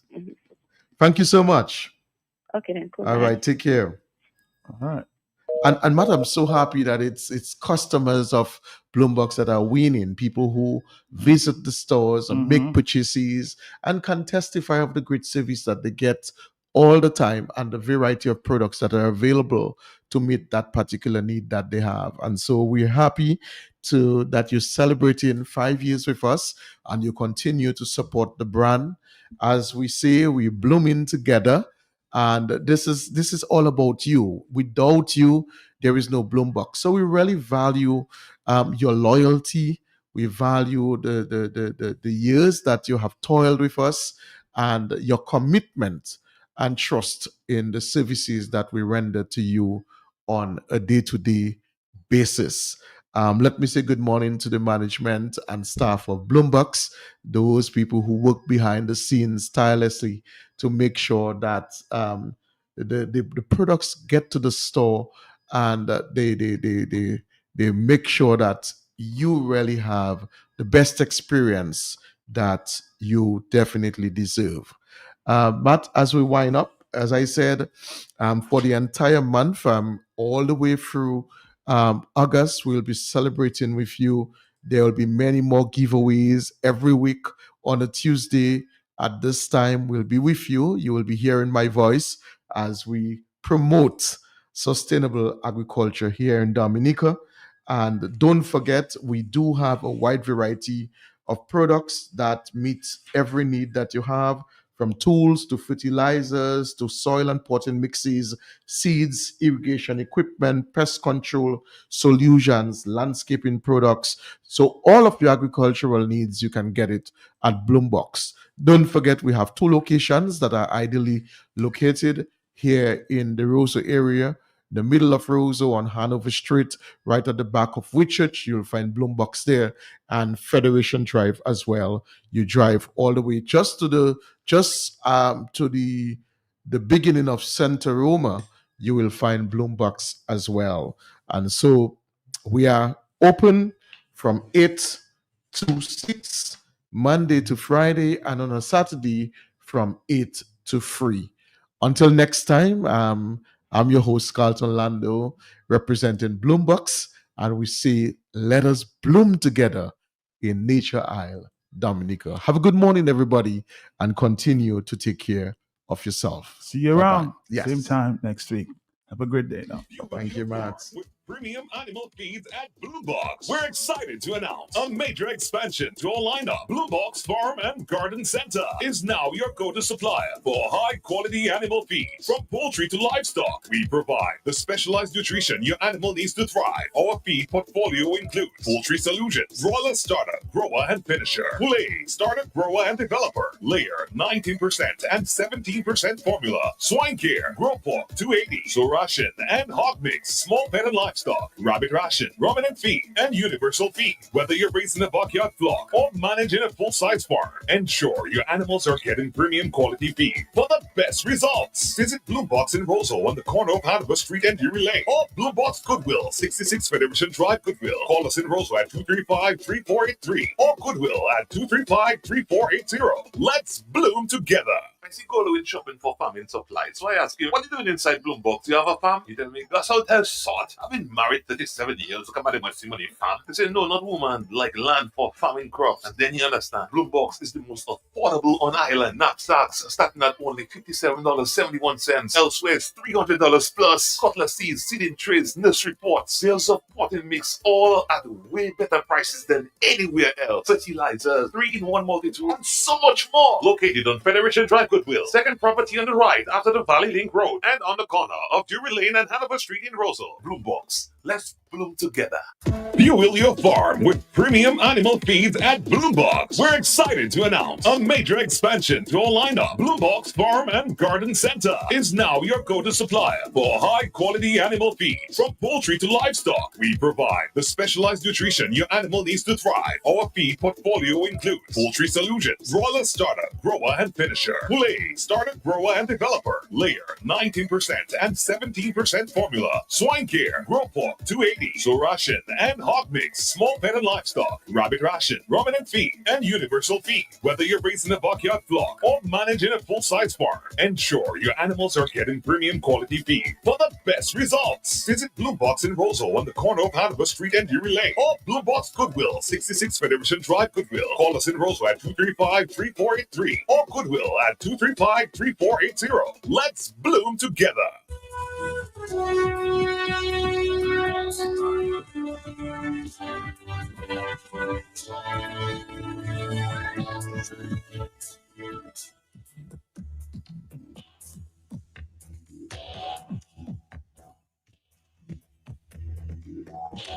So as I was explaining earlier, of course, a nurse businesswoman was arrested and charged and was fined more Dyer, the magistrate. Magistrate Alfred then imposed a fine of $1,250 on each of the charges, bringing the total fine to $5,000. In default, 1 year and 6 months in jail. The fine must be paid by October 30, 2026. All right, Dominica, we gone back. Of course, we heard of an incident, an accident that took place there in Les Point. We are following that story, and we'll give you more details once it becomes available.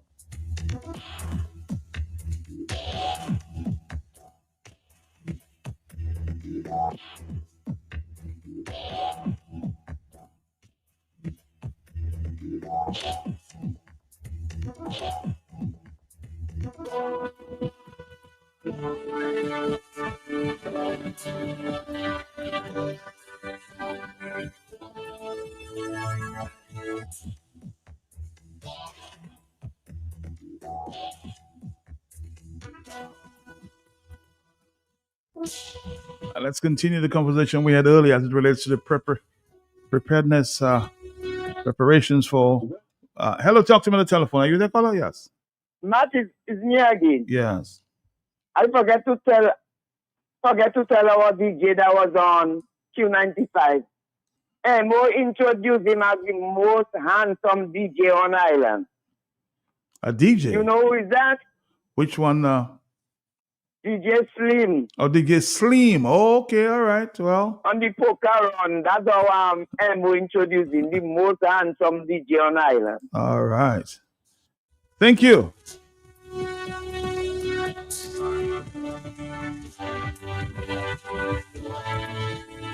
So we are following the story there in the West Point area. Took place sometime this morning. We'll give you some updates when they become available, okay?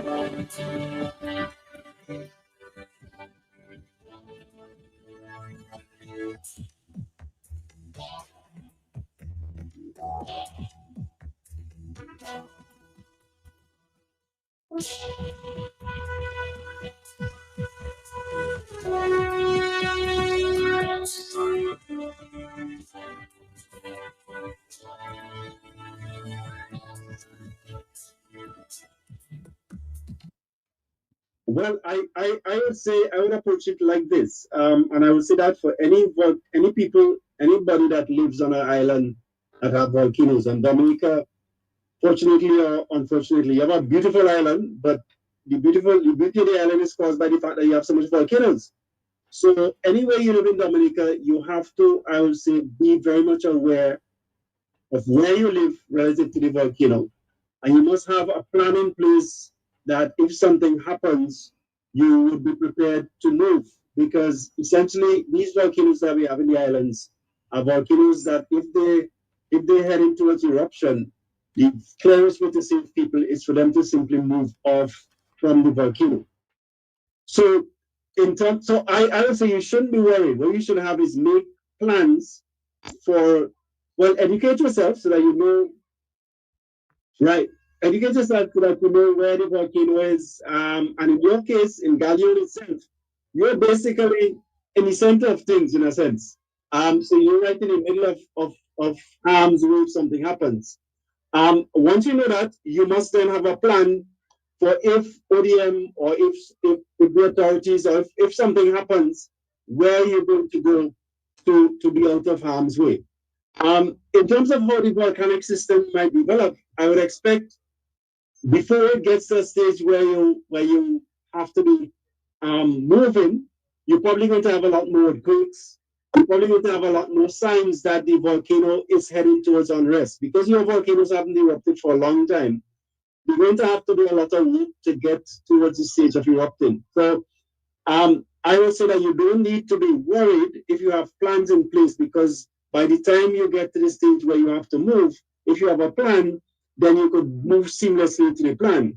I would say you have to be worried if you don't have a plan and you don't know what you're going to do, right? But in terms of activity building up, I would expect you to move from a stage where you're having one or two of these kind of seismic swarms to a situation where you're having them a lot more, and you're probably having earthquakes and you're feeling a lot more. You're going to have changes probably in your funerals, and you're going to see things happening. And then you will have to be listening out carefully about whether or not when it's time to move and that kind of thing. But I would say that you shouldn't look for a point at which you should be more worried. You should now put plans in place, but just in case something happens tomorrow, the next day, or many years in the future, that you have a plan in place where you're going to go and what you're going to do if ODM say that you have to move or you should move. I don't know if that answers your question. Hopefully it does.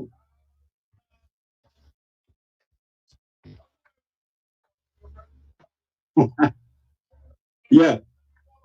No. Okay, just to be clear, what would happen in any volcanic system? I think what you're looking for is an answer that would be impossible to have, because volcanic systems, especially ones like in Dominica, which haven't erupted, I think the last eruption you had from your volcanoes was probably about 400, 500 years ago. In fact, it was in that southern area that you had a volcanic eruption. Now, because they haven't erupted for a long time, it's going to be very uncertain exactly when an eruption is going to start. So I would expect that you're going to have a long period of what we call unrest. You're going to have a period where the volcano is indicating that it wants to do something, but you're going to have a great difficulty knowing exactly when it's going to do that thing. So if you're looking for a definitive time, like in hurricanes, we know the hurricane is happening, and the weather forecast are going to tell you in the next 2 or 3 days it's going to reach Dominica. You are never going to probably in your system have a point where you're going to have that long beforehand. So that's what I'm saying. You have to build up plans now for your family, for your community. You have to be aware of where vulnerable people are. How do you get out? Do you have a way of getting out? Where you're going to go? If you have those plans in place, by the time you get to the stage where it's getting unrest and you're going to get increased activity, you would have been in a stage where you could then move. Because it's going to be very uncertain. One of the difficulties you're going to have in Dominica is the fact that you have so many volcanic systems and they haven't done anything for a long time. You're going to have a great challenge in knowing exactly when it's going to happen, and it might not be possible to know, frankly, at present, at this time. Things are changing all the time, and as it develops, we're going to revise things. But to tell you now, they should be worried if, which is what you're asking for. You're asking for if they should be worried if tomorrow, they have 10 earthquakes versus 12. And should they be worried if they start having 20 earthquakes? Or should they be worried when they start seeing? I won't be able to tell you that until the situation develops. So what they should do now is make sure you have plans and things that you know exactly what you need to do before you get to that stage. Right? Because you have the time now. You have the time now because you're not doing anything right now. Exactly. That's the point. That's the point. And I think where you live, if you look.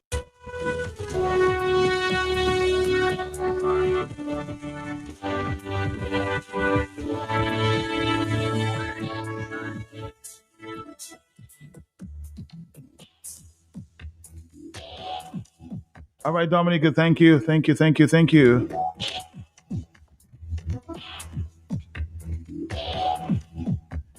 I'm just talking to, a few minutes ago, I was talking to the minister responsible for disaster preparedness. He did say we'd have a conversation with me sometime later to speak about some plans that his office is planning sometime in the near future. So it's a wait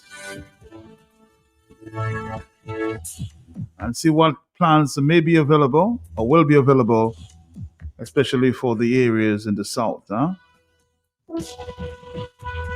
minister did give me the assurance that he will talk to me sometime later about it.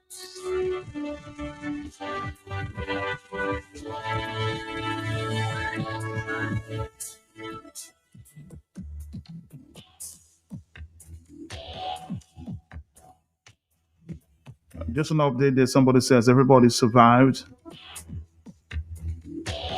in that accident in the Last Point area.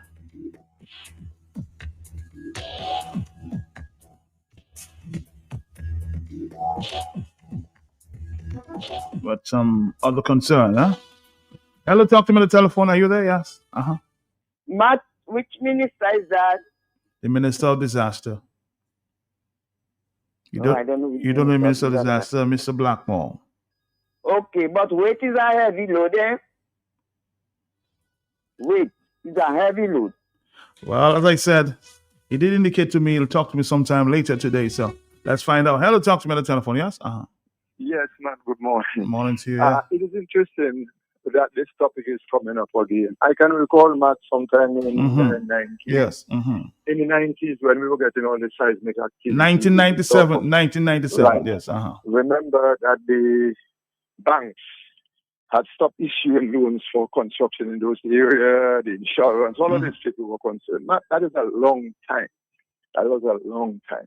This government came in, and they have done virtually nothing to really sit down and look and assess the situation and say, if we're going to have eruption in the south of the island, we put systems in place, we put plans in place for us to deal with that situation. Remember that they will warn about putting critical infrastructure in the south of the island where you will have mass gathering. For example, the Windsor Park Stadium, they will advise against it.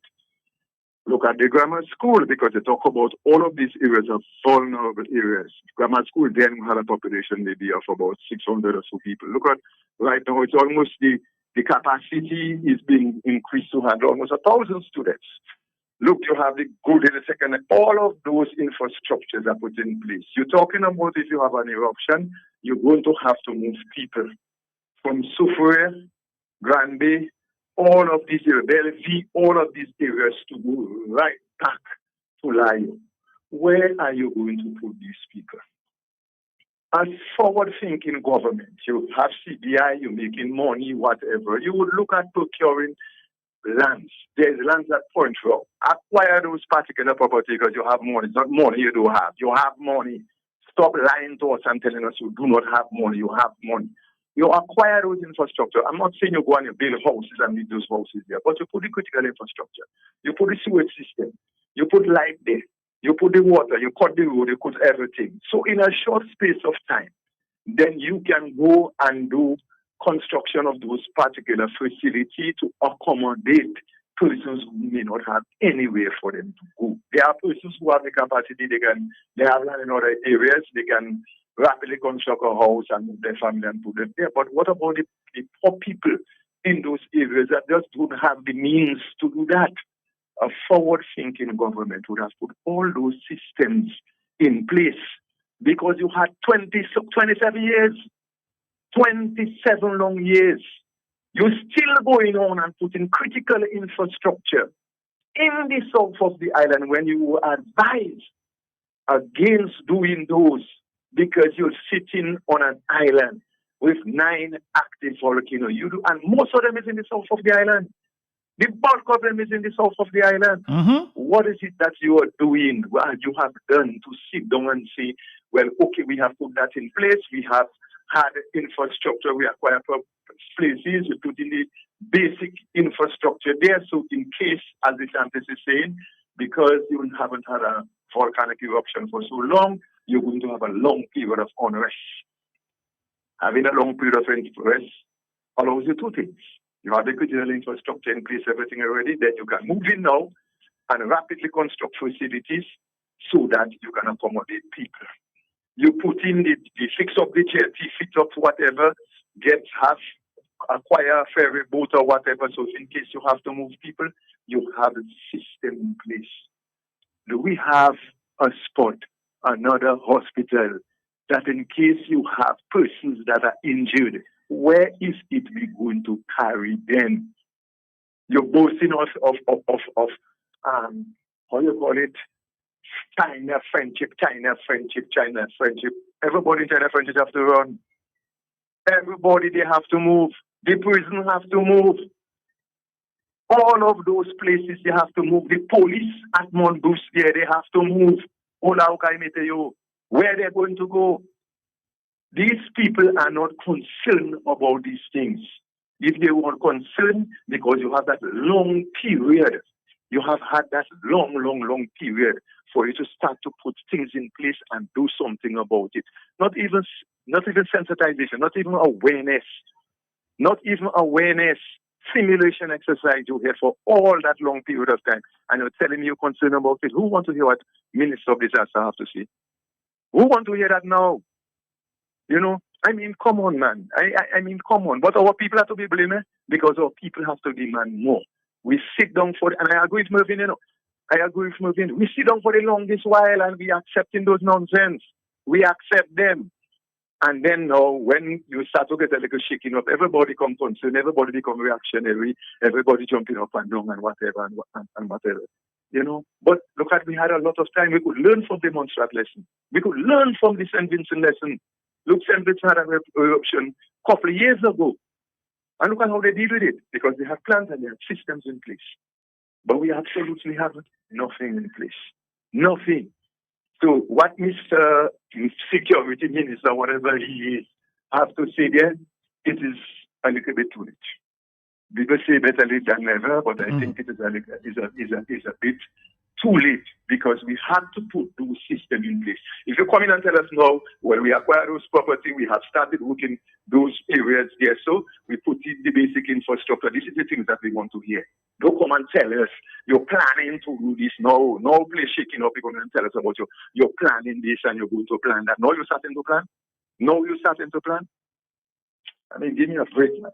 All right, caller, thank you. There's no emergency response on the island. As I said to you, the scientists indicated if there's a eruption in the area, although at this stage there's nothing to panic about, because the volcanoes are alive but not active. But just in case, you know, you need to have some plans in place, as this caller is indicating. 449, and there's another meeting in Soufriere tomorrow night to inform the people of Soufriere, and Scott said, as to just what is taking place there. They were very worried following the tremors there in early mid-July that took place. So a lot of people were panicking, and they asked for the expert help.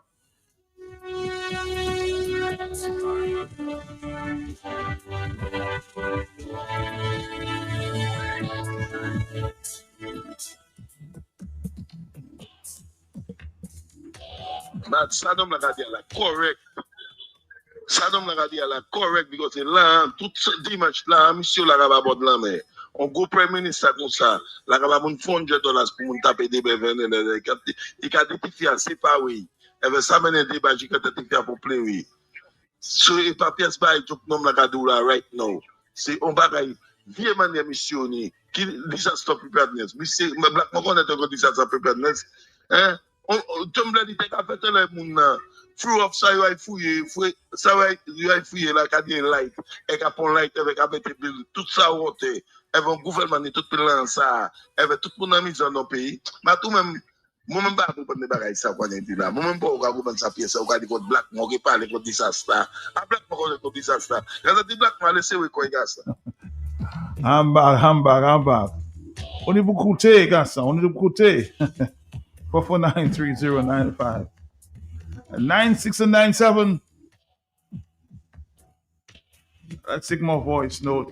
Hello, talk to me. Yes? Matt, good morning to you. Morning to you, sir. Again, Matt, I call already, but I'm sending this voice note toward my people to tell them, these guys, I don't know them, they are the experts. They know what we don't know.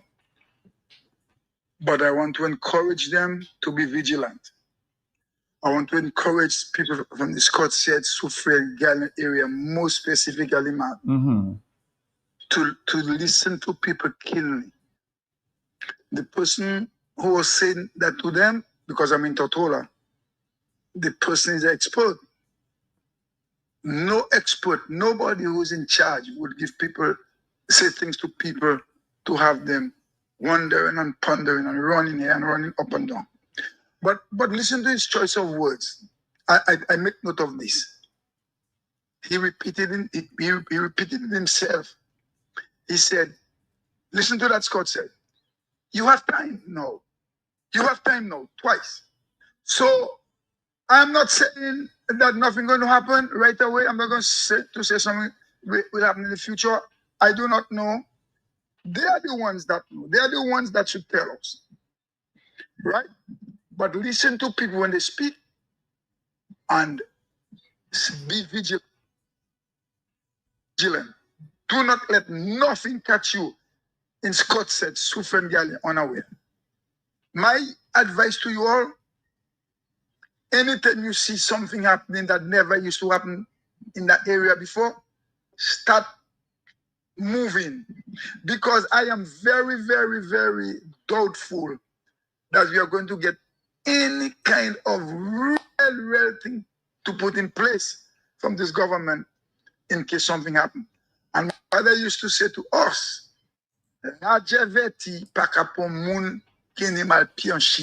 simply saying, if a war is announced and you know your foot have problem, you haven't got good foot or good, your feet them bad, you start to walk your way early. Okay? I hope you get that message. Thank you, Mark.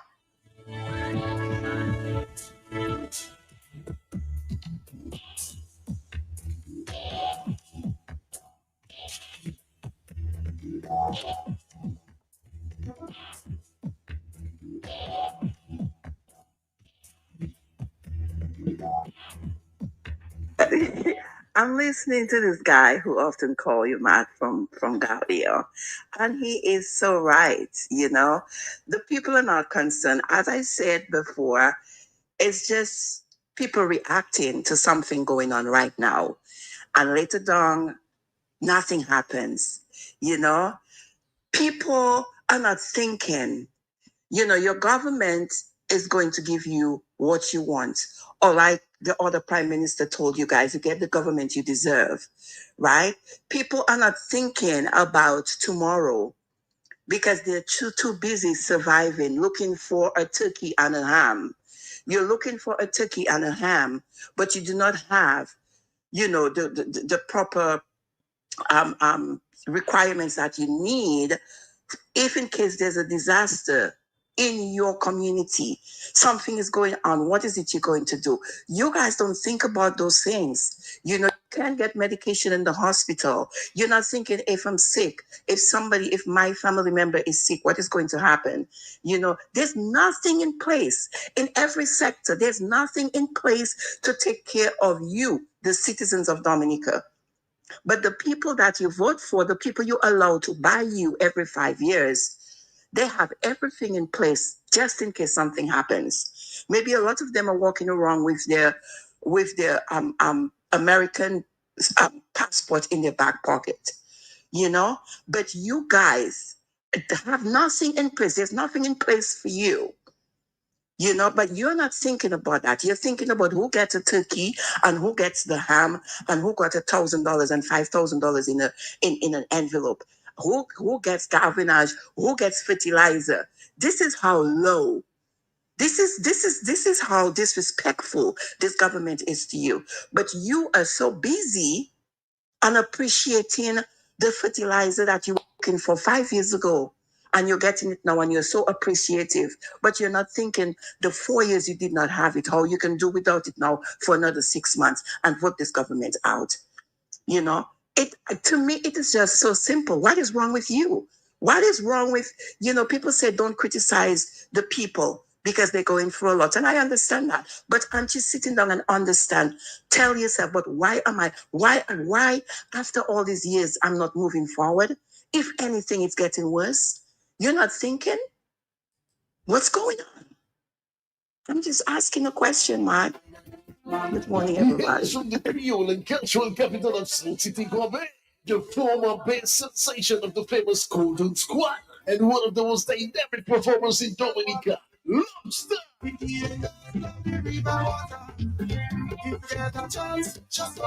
Lobster will invade Creole Headbit this Friday, July 31st from 10:30 a.m. on Q95, the big station. Fitzgerald Lobster Angol is a well-respected fisherman, community figure, and Canaslim Soares from South City, Grambay, Dominica. Present lead singer of the group D-Rush. Lobster is a hard-driving, no-nonsense artist who continues to voice his concerns on local economic issues. He possesses a unique style of writing and continues to captivate his audiences with a unique cultural flair and high voltage performances. Lobster.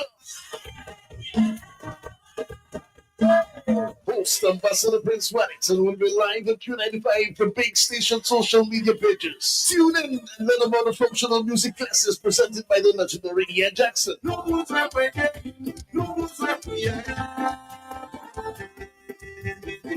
This Friday, it's all about lead vocalist, musician, fisherman, Lobster, Creole Hundreds, 10 10:30 a.m. But with him, it's 10, I will not tell peace, mama.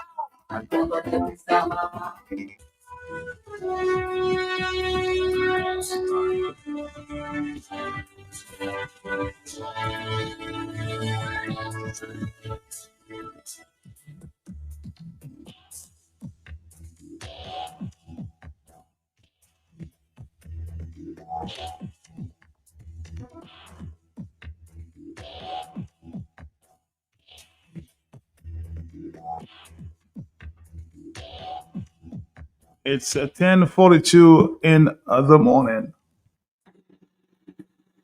Greetings, Dominica. I'm so disappointed, especially the professionals, not the grassroots people. A lot of them are not informed or ill-informed, but the professionals, those that went to college and universities. Me, myself, I only went to St. Luke's School, and I give thanks for all my teachers, Teacher Joseph, Miss Caroline Giville, my teacher Ruthie, Teacher Vilna, Teacher Mike. Give thanks to all of them who they put common sense in my head.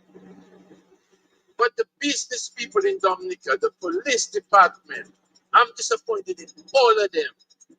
And the people that call themselves the professional that check on the psych, they call them the psychologists or something that check the volcano if there's gonna be a volcano eruption, that check those things.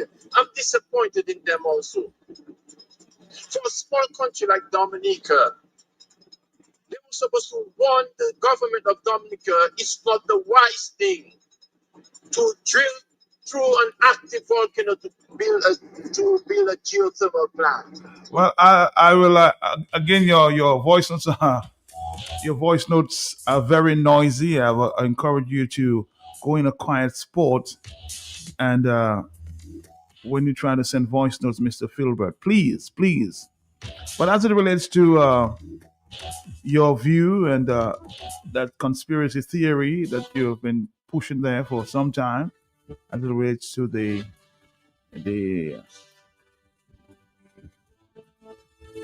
geothermal and the possibility of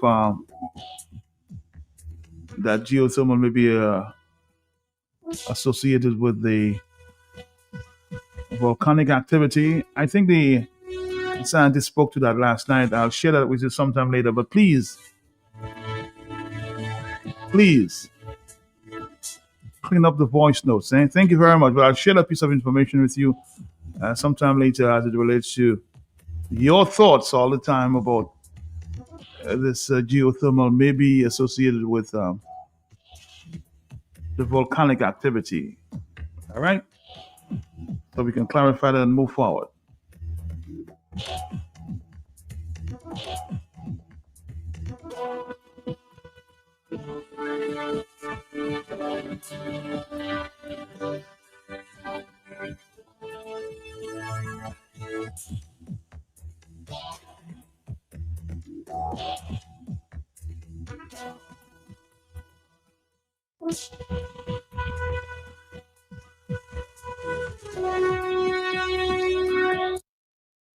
Let's go back to the telephone, 449-3095-9697. Yes,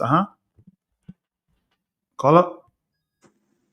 Max, good morning. Yes. I come on the station late. Okay. I heard you was talking about the volcano. I knew that it had a tremor in Galio, and that is where I live. Yes. I would like a little more update about that, please. Well, I guess you missed out on the information shared by the scientists last night. You said you're from Galio. I was in Galio last night. I'm surprised you were not there yourself. On the telephone, hello, talk to me, yes? Good morning, Matt. Morning to you, yes. Matt, when you talk to the minister, you said you were going to talk to the minister later today. I'm hoping to talk to him sometime later today, yes. Yeah, please ask him. Well, I'm going to have him on the Yard stream, so you might have a chance to ask him yourself, yeah? But, I'll yes. try, but just suggest to him to use social media, which is cheap. Suggest that to them, please. Use social media. They can put all their information on there. Most Dominicans will read it. Thank you. All right, thank you very much. Yeah.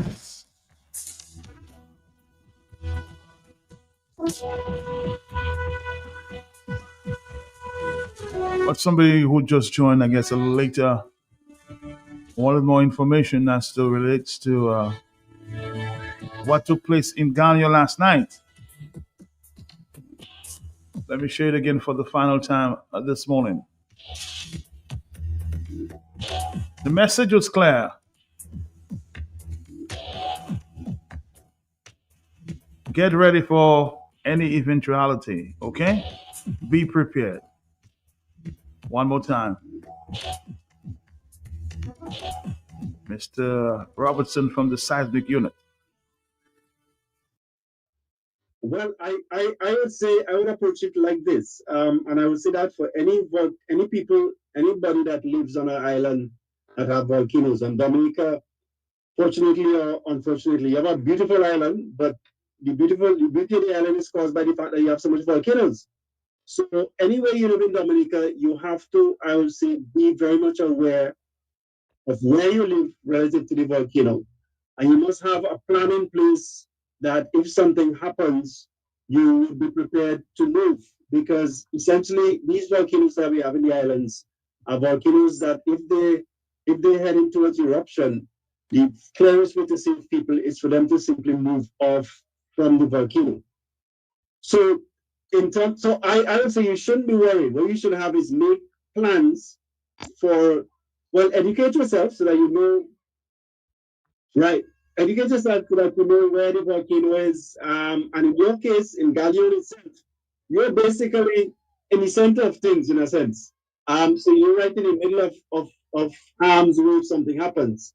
Once you know that, you must then have a plan for if ODM or if the authorities, or if something happens, where you're going to go to be out of harm's way.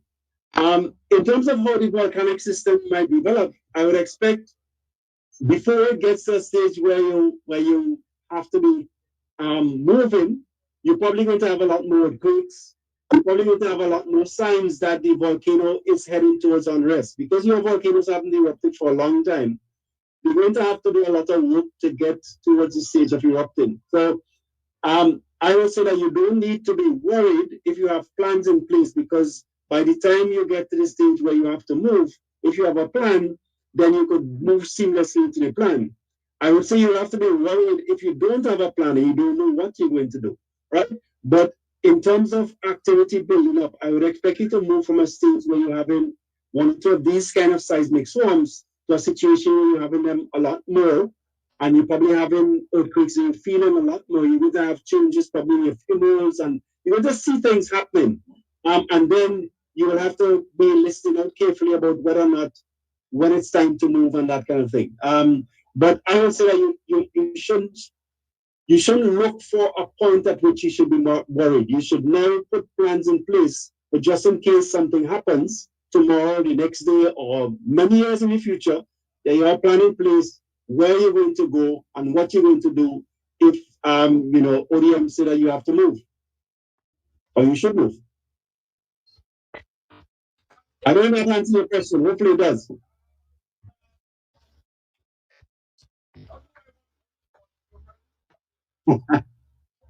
Yeah. No. Okay, just to be clear, what would happen in any volcanic system? I think what you're looking for is an answer that would be possible to have, because volcanic systems, especially ones like in Dominica, which haven't erupted, I think the last eruption you had from your volcanoes was probably about 400, 500 years ago. In fact, it was in that southern area that you had a volcanic eruption.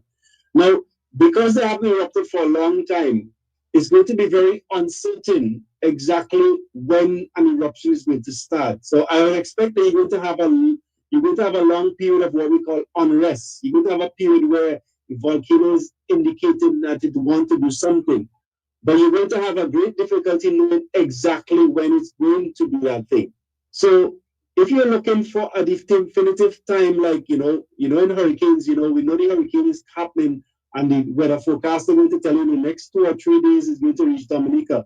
You are never going to probably in your system have a point where you're going to have that long beforehand. So that's what I'm saying. You have to build up plans now for your family, for your community. You have to be aware of where vulnerable people are. How do you get out? Do you have a way of getting out? Where are you going to go? If you have those plans in place, by the time you get to the stage where it's getting unrest and you're going to get increased activity, you would have been on a stage where you could then move. Because it's going to be very uncertain. One of the difficulties you're going to have in Dominica is the fact that you have so many volcanic systems and they haven't done anything for a long time. You're going to have a great challenge in knowing exactly when it's going to happen, and it might not be possible to know, frankly, at present, at this time. Things are changing all the time, and as it develops, we're going to revise things. But to tell you now, as they should be worried if, which is what you're asking for. You're asking for if they should be worried if tomorrow, they have 10 earthquakes versus 12. And should they be worried if they start having 20 earthquakes? Or should they be worried when they start seeing?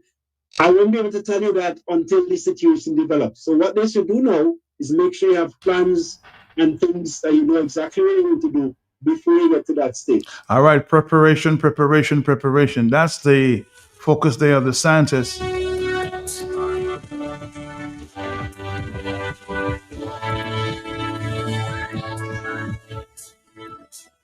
Let's take one of our final voice notes for the morning before we go, yes? Matt, good morning to you. Good morning to your listeners. Morning. I heard you having a conversation about the tremors in the Guardian region in the south of Dominica. Mm-hmm. And came in a little late to listen, and I know your program is about to end. So we can always talk sometime later. But I just want to let folks know I have observed for a while the volcanoes in Montserrat and St. Vincent recently, and observed the participation of our Caribbean scientists in the monitoring of the recent one in St. Vincent. And I must say that the seismic unit at UWI has done an excellent job. Dr. Robertson is one of the best in the Caribbean region, if not the world. He's in a living lab, and Dominica is a case study for volcanic activity and volcanic preparation. Matt, there's a lot to say, but one of your callers called and said it excellently. I have brought up that point several times. There has to be contingency in place. Resilience is understanding the disasters that can impact you and having plans in place just in case that it happens. He talked about critical infrastructure being placed only in Roseau. Roseau is one of the most hazardous cities in the Caribbean because of the large concentrations of volcanic features and volcanic active volcanoes around the area. Roseau itself is an alluvial fan formed by volcanoes. And if you take a look at Roseau and you take a look at the features formed by the volcanoes in Montserrat on a map, you will see what I'm talking about. So we should have contingencies in place. We should have dedicated land just in case you have to evacuate people in the south, that the government already has land put aside for resettlement. There are places in Dominica. Dominica should be separated into zones of influence by earthquakes, from most dangerous or most hazardous, giving it a number, and a whole host of things that should have already been put in place for the current and next generation, so that when in the event something happens, that you're prepared. And every 5 to 10 years, you review your plans to make sure that they are up to date with the current conditions on site, on island. But Matt, there's a lot more to talk about. Probably we'll do that another time. But I would just like to advise people to take the advice of the seismologist who came to Dominica.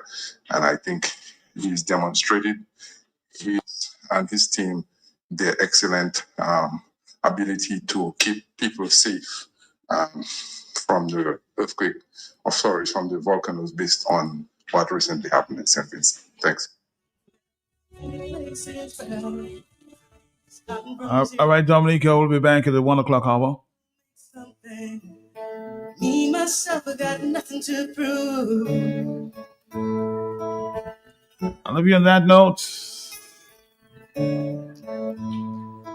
Tracy Chapman.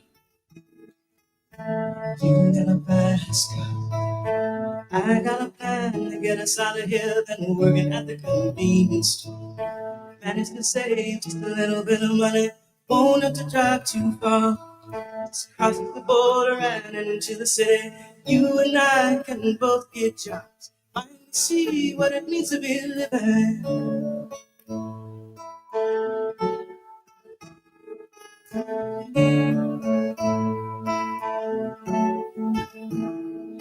See, my old man's got a problem.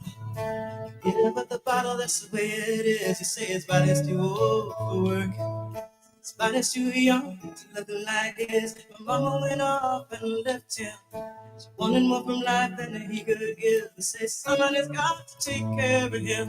So I quit school, that's what I did.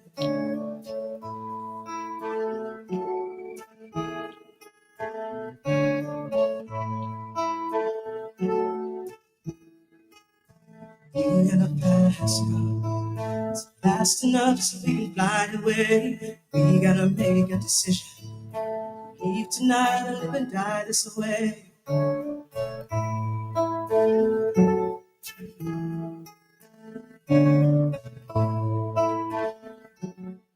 Remember when we were driving, driving in your car, speed so fast, but like I was drunk. City lights gave the voice, nights wrapped around my shoulder. I got a feeling that I belong. I got a feeling I could be someone, be someone, be someone.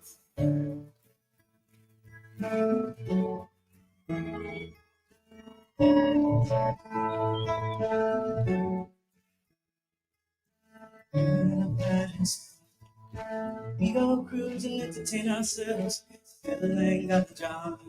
I work in the market as a chicken girl. I know things will get better.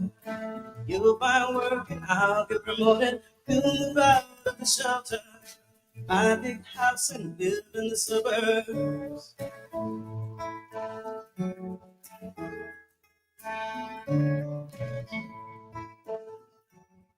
I remember when we were driving in your car.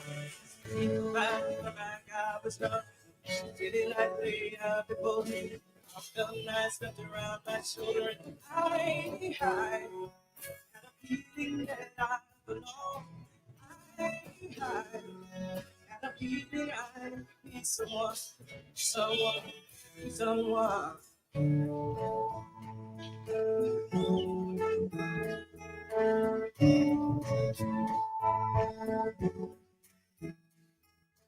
You got a fast car. I got a job that pays all our bills. Still drinking day at the bar. For your friends and you do your kids. I know it's hope for better. Maybe together you and me find it. Got no plans, I ain't going nowhere. We are in the hurricane season. Don't forget to secure your home, board up windows, reinforce garage doors, and trim trees to prevent damage from flying debris. Advertise where everyone's listening. Advertise on Q95 today. Get more bang for your buck. Talk shows, news, sports, music shows, entertainment events, weekend shows, Newsweek reviews, early morning shows, evening and daytime shows, hot tips on health, nutrition, security, traffic, weather, environment, and more. Place your display banners on the Q95 website, www.q95da.com, with live links to your own website. Advertise on Q95, your one-stop shop for audio and video streaming, breaking news, sports, and entertainment. Advertise on Q95. Get value for your money. Call 767-448-5822 today. The Big Station. Easy Rock 95.1. More rock, less talk while you work. The latest soft rock, hit after hit. Tune into Easy Rock 95.1, the best mid-morning show in the right here on Q95. The Big Station.